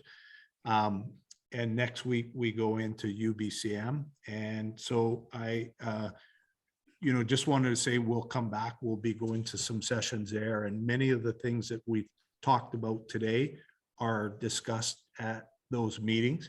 And I got, because it's all being done at distance, I got a couple of things, and I found from Fortis, I got some things, and Lorna said they were snacks, but they turned out to be socks. So they're provided to the village. I think we've got about 10 or a dozen pairs of socks, and they indicated that they could go to my colleagues and my staff or our staff. And they're actually nice socks. I haven't opened them up because of what we're going to do now. But they're kind of nice socks, but I thought that it might be a good thing. And I talked to Lorna and she's very comfortable doing it. So if any of you know some young people in the village that these socks actually would appeal to them, if they email us at Belcarre, we will put them in a plastic bag and they can come and pick them up. It'll be first come, first serve. And then not like we're not caring of you, but if there are no takers for that after a little while, we'll look out to our colleagues and members of the audience and see if anybody wants those. But we wanted to put them to good use. And, I would say this, our young people, many of them are going back to public education, or they're going back to post-secondary, or they're going out there and doing some things.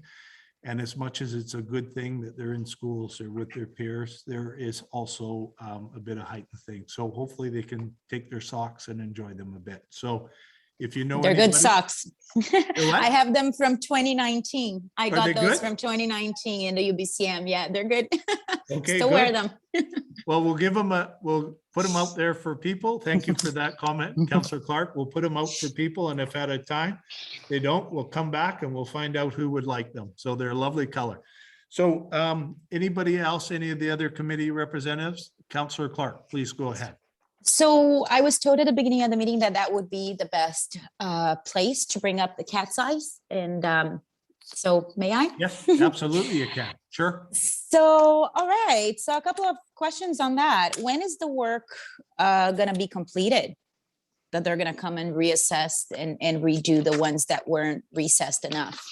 Okay, so let me take that through the chair to the chair. Yeah. Yep, Stuart, thank you. Thank you, Your Worship. As a matter of fact, they're not being replaced. They are adding twice as many cat's eyes. So in between every single cat's eyes, they're putting another one at a different depth. So every single one essentially is being replaced, but because of the cost, they're going to be adding extra cat's eyes. And that should be done around the end of this month. There should be a notice coming out by staff shortly. Okay, thank you. Well, that's interesting. Yeah. Okay, and who will inspect that work once that work is redone? Would it be because I'm a bit confused because sometimes we get Chris Boyd speaking to it or Stuart, so I'm not sure. So I'm just through the chair to whoever Yeah, who is going to be inspecting that job when this is redone and completed. Yeah.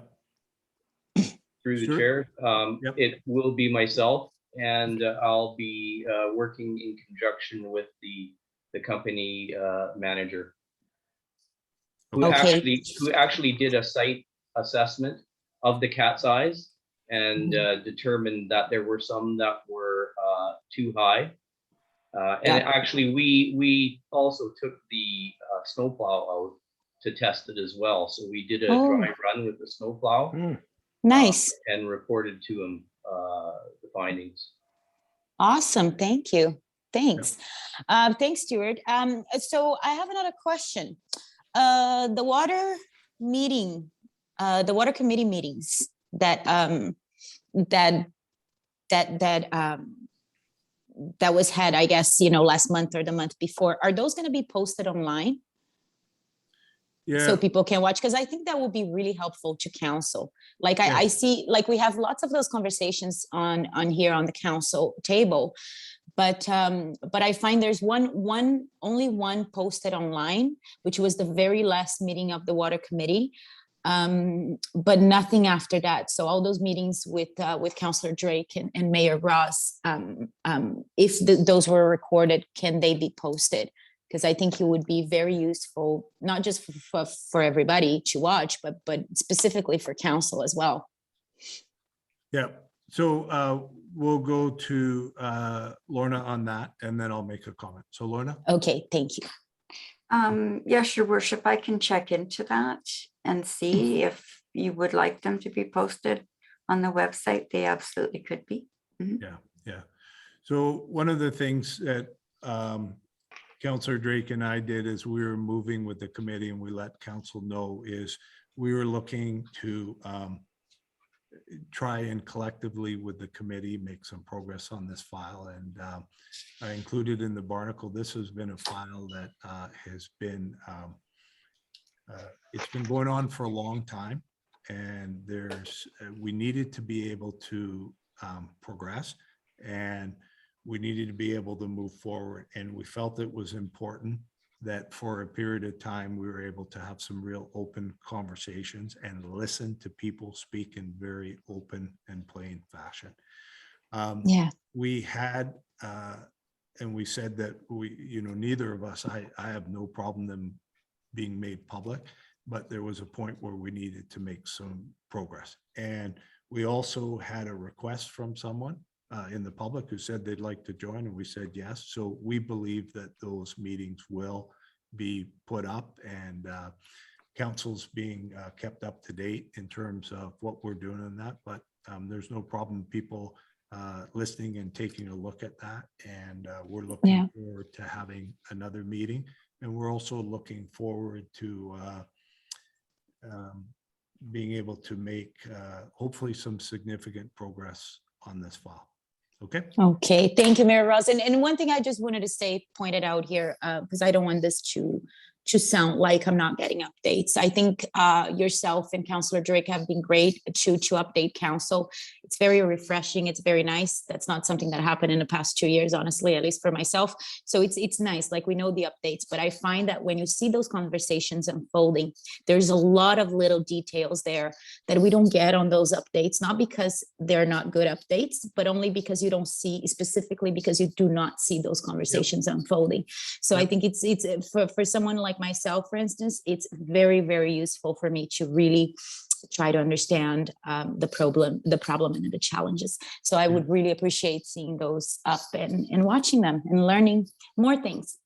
Thank you. No, there's no worries about that. And I would say in August, and I really appreciate that piece, but I do think there's a piece where you have something that isn't moving, and you want to be able to have conversations that become part of the public record. But you know, when you go watch those things, there were some pretty direct conversations there. And Bruce and I went in with the idea that we were going to listen and we're going to try and build bridges. So anyways, Great. Lorna, you'll, you know, when we had that discussion about that person joining, we made that decision and shared that we'd get that up. So one more thing for staff. So anyways, and thanks for your Thank comments you. there, Thank you Councillor very Kent. much. And thank you for Mayor Ross and the Water Committee. And again, Councillor Drake and all staff. I see, you know, it's funny because we talk about this a few times during the month, but it's every day that I see staff out there testing the water. Like I see Ali all the time. Every time I'm out, I see Ali testing the water and staff working on this. So it's really appreciated and people can see this around the village, which is really nice. Yep. Thank you very much. In return, Councillor Clark, I want to thank you for that piece about who's going to do that sign off, because, you know, I think it's pretty critical with Public Works, and thank you, Stuart, for that. When we talked about it, this had not happened. And my sense was that's a place for Public Works. They know what we need, how those cat's eyes need to perform. They know about the snow plowing, they'll know all those things. And I always want to make sure that we've got, like, as I said, there needs to be someone on behalf of the community that says to the person that does their work, there's a sign out and a sign off before you go. And Yeah. it makes sense for someone that understands and is knowledgeable. So Stuart, it sounds like quite the good solution you've got with those folks. So we'll be looking forward, and there's a lot of people who are looking forward to, as they would say, those winter nights and being able to see. So I love those okay. cat eyes, let me tell you. Yeah. I tell you, they're the sleeper in the election. Yeah.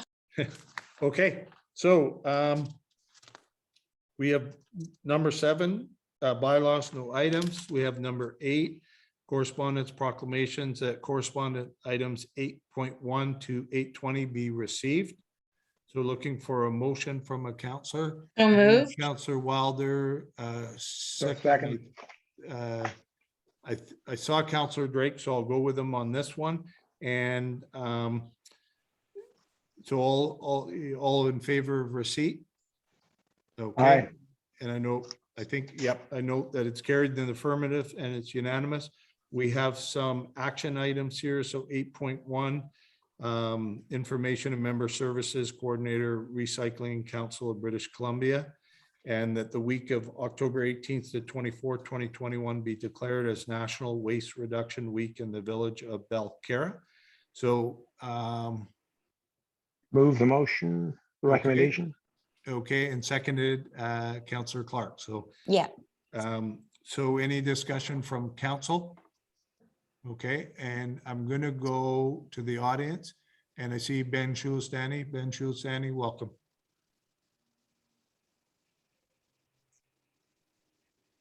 Hello, Ben? Ross, can you hear me? I can. Thank you. Thank you. I actually had a question regarding the correspondence section. That's when I raised my hand. May I ask my question now?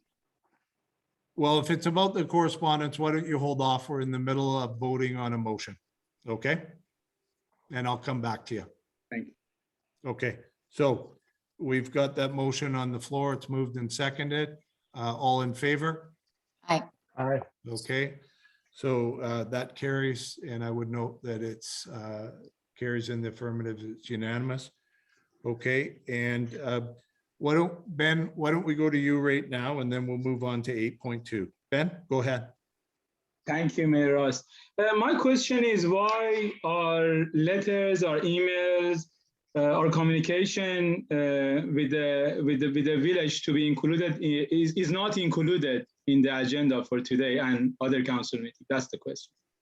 Okay, well, we'll go to our Chief Administrative Officer, and there are times when things are not included, but Lorna, if you'd like to comment on that. Well, Your Worship, this is a very difficult question to answer, because I believe Mr. Shulistani is being specific about an item that he has to be on the agenda. It was put on the last council agenda and it was pulled. And since then it has been sent to the province, and we're waiting for them to follow up on it. So it's not that it wasn't put on the agenda. So to me, this is a personal item that probably shouldn't be discussed right Okay, here. fair enough, and I appreciate the information. And Ben, thank you for drawing that to our attention. And obviously, there are other pieces in play. So we'll go to May I just say something, Mayor Ross? Part of the information that was shared by the CAO was not correct. Okay, so our Ben, correspondence was never included in that. mute, please. Mute, please. So I want to do this. I want to make sure that everybody in this village has the opportunity to speak. But you are speaking about something very specific. I asked the Chief Administrative Officer to respond, and she did. And now I think it's time to just settle that. And you are involved in other things, and you're working with other agencies. And I think you need to fall through on that. But right now, this meeting are now moving to 8.2. Okay, so. What you said is not true, but I'll keep Okay, quiet as always. I'm I'll keep quiet as always. I'm gonna put you on mute. Okay, I don't intend to chair a meeting where every move we are challenged, our staff are challenged. You have a number of avenues that you've taken the opportunity to do. Go pursue them. They're not here. Okay, and so we want to progress through. This council has the right to move through this agenda, and we are going to. Okay, and we're going to do it without you right now. Okay, so I've given you a couple of chances, and we don't want our staff to come under attack. We don't want what they're doing. You have a venue, you have an opportunity. This village is always, in a general way, willing to work with those agencies. All right, so we're now on 8.2. So we have a nomination for 2 people to be the Econ Board of Directors. So I'm looking for a counselor who would like to move that motion. I'll move the recommendation. Thank you, Councillor Drake. And do we have someone to second it? Thank you, Councillor Clark. So, and basically the motion is that council support the nomination of Joe Keithley, a Burnaby councillor, and Nancy McCarrock, Port Coquitlam councillor, for appointment to the Econ Board of Directors for the 2021-2022 term to serve as representatives for the Village of Belcarra, City of Port Burnaby, City of Coquitlam, City of New Westminster, City of Port Coquitlam, and City of Port Moody. So very important work those folks do. Mm-hmm. So any discussion on that, council? Okay, seeing none, any discussion from the audience? Okay, seeing none, we'll move forward and I'll call the question. All in favor? Aye. Aye. And I would note that it carries in the affirmative and it is unanimous. Okay, so I just wanted, I would like to, and I've got one here on the information items. I would like to move one onto the table if I could. Yeah, Councillor Drake, you have a question? Well, I think you may be headed the same place I am. I'll let you proceed and see if we are. Oh, okay. So what I'm going to do is ask Councillor Snell to take the chair right now, if he could, please.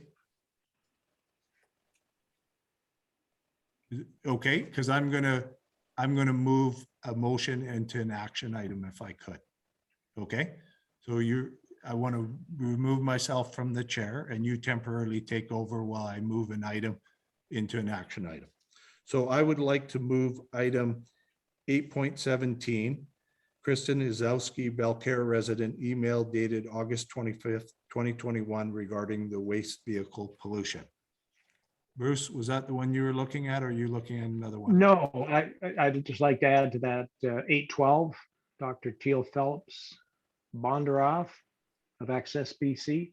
So okay, that's items 8.12. I'd like that also to move into the action category. Okay, So we've got 2 into the action. Anybody else on council?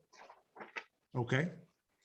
So let's see if we've, John, if you can go through and see if there's support for that. It's been moved and is there a seconder? Sorry. This is 817. 817 Right. and 812. And I'll second 817 and 812, I guess, or we're doing it one at a time. I think we can do both, but go through, we'll check with the chair and Lorna. Yes, absolutely. You could Okay. do them both at once, your worship. Okay, perfect. Good. Thank you. So Bruce, do you want to go through on in numerical? You do 12 and then I'll do 17. Okay, thank you very much. This one, I believe, came up previously, and we may already have endorsed it. It's just that the fact that it appeared and the writer cited a number of relatively small and insignificant organizations that had endorsed this, but didn't mention Valcara. I don't know whether that was because they didn't have our name or we didn't endorse it. I just would first like to determine whether or not we have already expressed support for this proposal. And I, through the chair, through John, I'd put that to Lorna. I don't remember that particular Okay. item. Then I'll just, I'd like to make a recommendation that we do in fact support this proposal and indicate that as much to the what is the organization called? Access BC, I guess it is. Yeah. Access BC campaign, Dr. Teal. Mhm. Yeah, so I'll second that. I guess have I seconded it already. Yeah, I have a mover and a seconder. Mhm. Okay.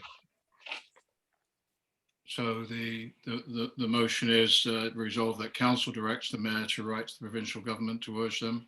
Is that the motion? Yes. Yes. Okay, and that's at halfway down page 3. Indeed it is, yes. Okay. Is there someone that will move that motion? It's moved in second. Okay, that's good. All in favor? It just needs to be voted. Yeah. Any discussion? Any discussion? Well, I'm in support of it too. And I noticed when we went through, I think it just kind of eluded all of us, but I think it's a very positive step. And thank you to Councillor Drake for identifying it. Okay. So we're all in favor? Aye. Aye. Carried, unanimous.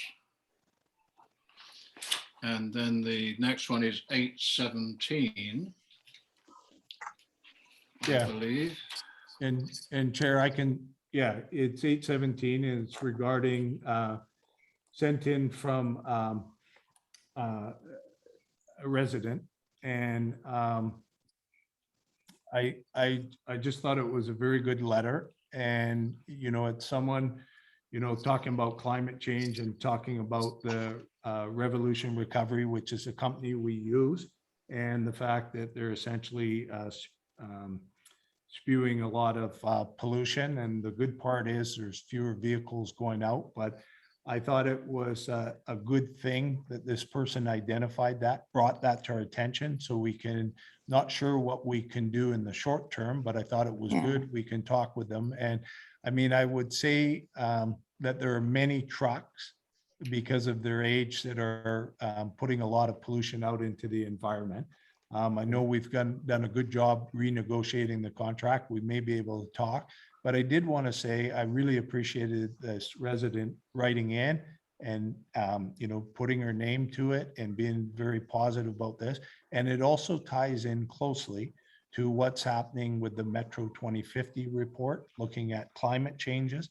And it ties into the TransLink that will come in front of this committee. And I just thought it was pretty powerful that a resident took the time to do this and write it through. So I wanted to raise it off the table and see if we could. I don't know what we can do on the short term, but certainly on the Metro and the TransLink, this is going to be addressed. And there may be something we can do, or at least we can give some sense that we're going to be on a regional basis looking at it. So thank you, Chair. Has the operator been made aware of this incident? No, I think part of it would be to raise it, but in fairness to, I don't believe they have been made aware, but they're our company, correct, Lorna? Yes, that's correct. Yes, yeah.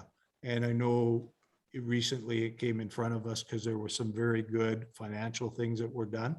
And I think it would be useful to share it with them. But in fairness, I would say that when I'm out there in vehicles similar to you, there are many, I don't know what the truck looks like, but there are many trucks out there that are older that are putting a lot of pollution in the air. So I'm not saying there's going to be a magical piece on it, but I really want to acknowledge people that step forward in real positive ways. Okay, thank you, Chair. Okay, so a letter should go to them advising them that of what's been observed by a resident, and they'll just keep an eye on it. And it's in their hands if they're using polluting trucks, then that should be dealt with. Staff could write a letter to that effect, Your Worship. May I just make a comment? So what's the motion here? What's the idea behind this? Are we going to tell them to get rid of their truck and get a new one? Like, what can we do about this? Well, I can tell you my idea is that I think what we can do is, I think they should be aware that as a business, there are people looking and saying that they're contributing to significant pollution. And I want to support people that are doing that, like Metro Vancouver and TransLink are putting significant amounts of money into different innovative ways to try and reduce pollution. It's happening right now. And I don't want to delve into it, but it's a discussion point. I mean, slated from one of the federal political platforms is all light duty trucks at 2035 would be moved out, right? So this is a piece around climate change, and it's something that I think people are looking and say they want to do it. I think you've picked up what I said. There is no ability for us to write this company and say, get rid of your truck. But I think companies protect their business place. And when people notice that that's happening, we've got someone who's willing to pass it on. But I was very clear. We're not going to go say, take your truck out of business, but there are trucks right now, there are vehicles right now that are operating that are electric and a whole range of things, right? So, but I believe, they're carrying quite a bit of weight when they get out of the village. And I just say that because, this is, I don't know what company is that, but that's a company somebody owns. It might be a family business, who knows? So yeah, I would be cautious. I guess my approach to this would be forward them the letter to make them aware, but that's it. And wait for higher level of governments to see this on a bigger scale. But yeah, I'll leave it at that. Thank you. Yeah, and that's all I'm suggesting. But I do want to suggest this: if we wait to government and we don't support individuals, like businesses will change when people say that there needs to be a change, right?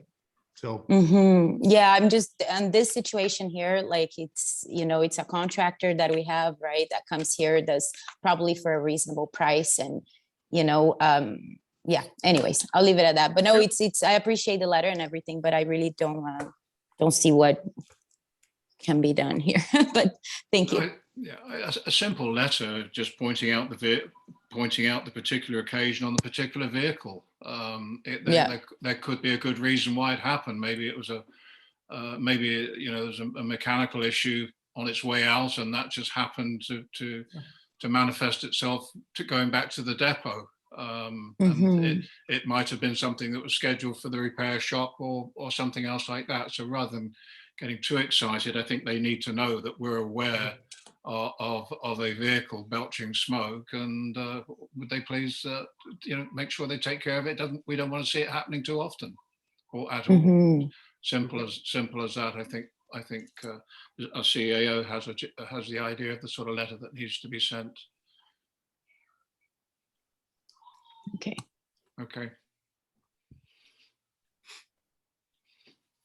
Got it.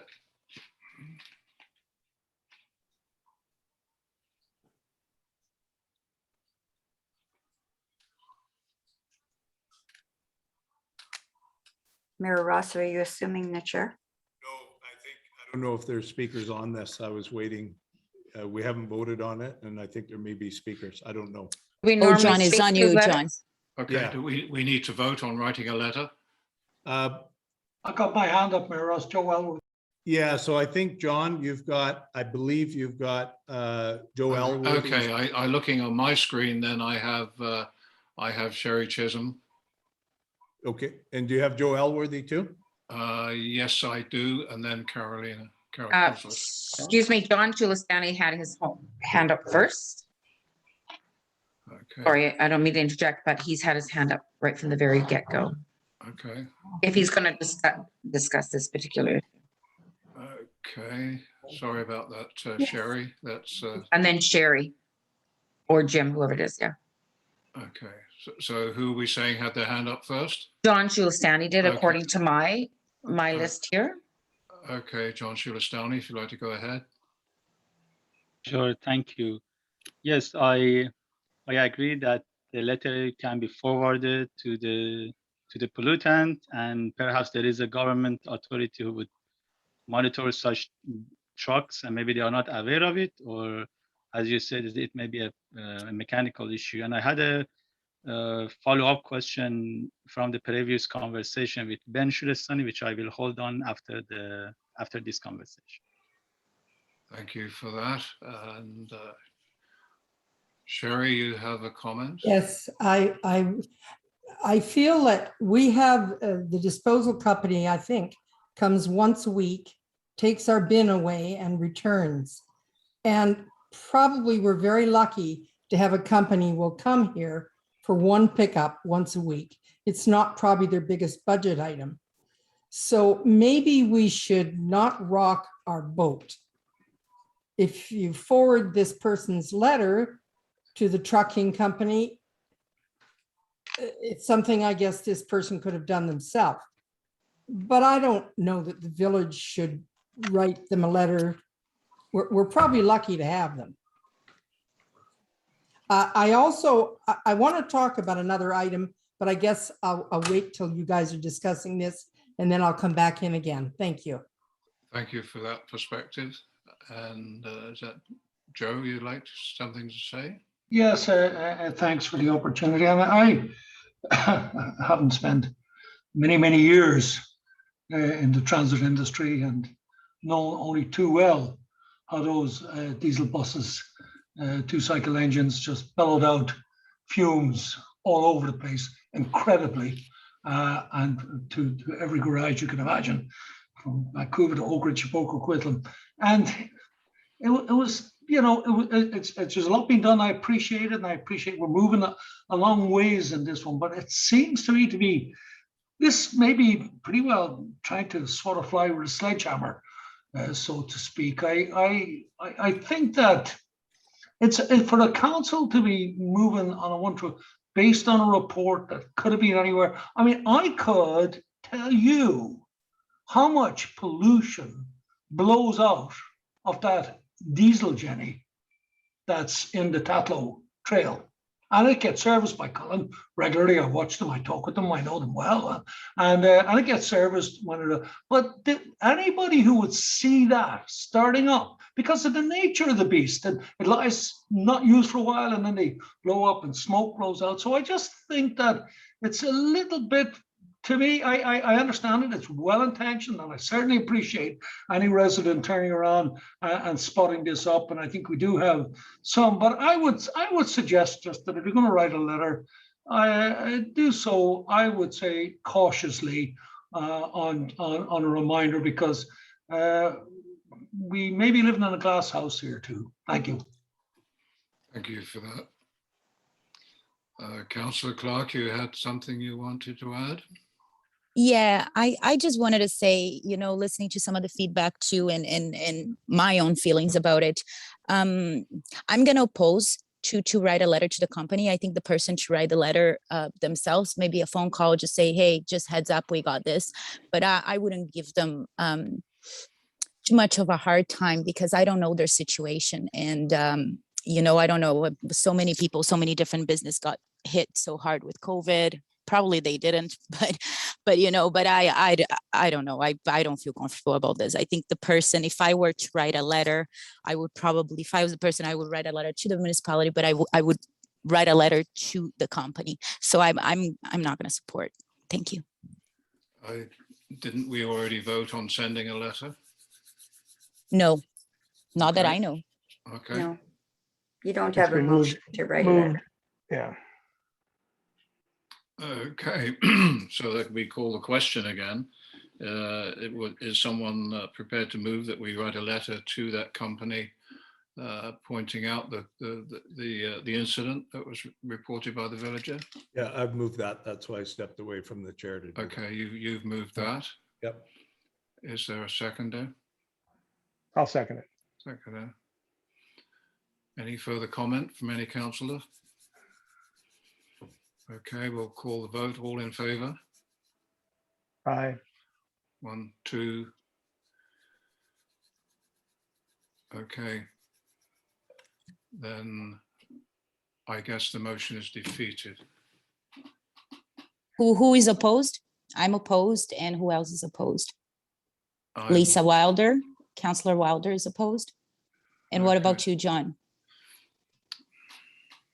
I'm just gonna make my little motion or my note here is that I just don't think a strength of a letter is necessary. Possibly a phone call, maybe from the CAO to their manager that brings this to their attention, possibly there. And like Joel, where they had said, or somebody else had mentioned that, I mean, it could be a one-off. Maybe their truck was, like it was a bad day for the truck. I mean, we work with heavy duty equipment all the time, and sometimes things just happen. And I don't know. I personally have never witnessed this, but that's not saying that it hasn't happened in the past. Maybe I would feel more comfortable maybe forwarding or contacting Christine, and maybe the CEO contacting Christine and saying, can I forward your email to Revolution? I would feel more comfortable that way, but not. Or asking her to do it, right? Or I'm asking sorry, Christine. we're just trying to, could we just clarify the vote first? Okay. Okay, I'm opposed, and we need to find out who I are just the don't yes, know who are how opposed. Deputy Mayor Snell voted. Okay, I'm opposed as well. Okay, thank you. Yeah. Motion defeated. Okay. So the motion is defeated and a phone call will do. Okay. Okay. Okay, fine. I think that finishes that part. So if you'd like to resume the chair. Okay. Mayor Ross, thank you. Yep. Thank you, Councillor Snell. Okay. So are there any more on that? Sherry, you have a question or a comment, I believe? I Go think ahead. she's for public question period, Your Worship. Oh, okay. Not on this? Am I? Yeah. I think Oh, well, I think you're. I wanted to talk about item 8.4. 8.4. Oh, sorry. The letter from Habitat for Humanity for 19 homes built in Mission, thanking us for our generous donation. How much was our donation? I believe it was $100, Your Worship. $100? Yes. Yeah. They all say generous donation, even if it's 100 or 50. And that obviously came up at a council meeting and it was voted on? Yes. I think it was during budget season. Yeah, it was. There was a list of donations during budget season. Well, I mean, it's a done deal, so it can't be undone. Yeah. It just seems kind of distant from the needs of Belcarra. So that's my comment. Thank you very much. Okay, thank you, Sherry. I appreciate that. Can I just make a comment? I don't know that we knew that the house was going to be a Mission. It was just a a donation generally to Habitat for Humanity Greater Vancouver. And it just goes into their pool and then it gets dispersed out. So it was anyone that had asked for a donation, we were kind of dispersed it out. So not knowing, I mean, it could have been Burnaby, it could have been Port Coquitlam, it could have been Port Moody. And it's not till we get this letter and we find out that it will help us complete 19 homes in Mission. Yes, but I mean, to me, it doesn't matter where the homes were. It doesn't really serve Belcarra, so. It was Habitat for Humanity. That was the option we had. Okay, thank you. Okay, thank you for that, Sherry. Appreciate that. Okay, so we're on to new business.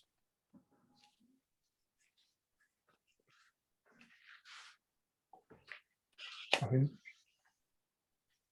Not seeing any new business, we'll go to public question period. John? Thank you. In one of the mayor's reports, the mayor indicated that brought the issue of residential schools, and we also on September 30th, federally, the government announced the Truth and Reconciliation Day as a result of the sufferings that the past generation, especially the children, gone through. I hope that we act now, so in the next generation, they don't create another public holiday for the sufferings of racialized Canadians for their discrimination, racism against them. So I hope that everyone takes steps to make sure that we don't create another public holiday for the next generation. Okay, thank you very much, John. Appreciate your comment. Sherry, are you on? Yeah. No, it's Jim. It's Jim wants to talk. Okay. Question relative to the water committee, just a quick question of Lorna.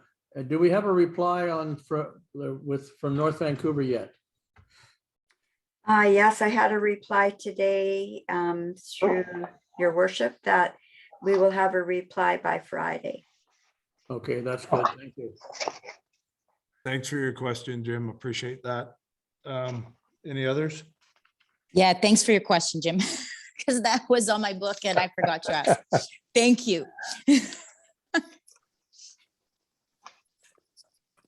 Very excited about this news. Very excited. We are excited too. And we're hopeful we get it. Yeah. Okay. It is 10:46. I'll canvass once more for any other questions, and seeing none, I'm not seeing anybody else either out there. So what I'll do is thank everybody for coming and attending tonight, our first meeting back. Thank you very much. And I'll look to a motion from a counselor. So moved. Second. Oh, I beat you. Oh, you always do, girlfriend. Okay. I've been up since 4:45. I know. Okay, so we'll vote on that. Everyone in favor, and the time is 10:47. Aye. Aye. Good I think night, that one's everybody. unanimous. Good night, everyone. Good night, everybody. Thank you very Good night, much. everyone. Good night, Thanks for John all your Boy. different contributions. We'll Night, see you again everyone. soon. Thank night, you. JR. Thanks. Yep, take care, Bye. everybody. Thank you. Thanks, Lauren.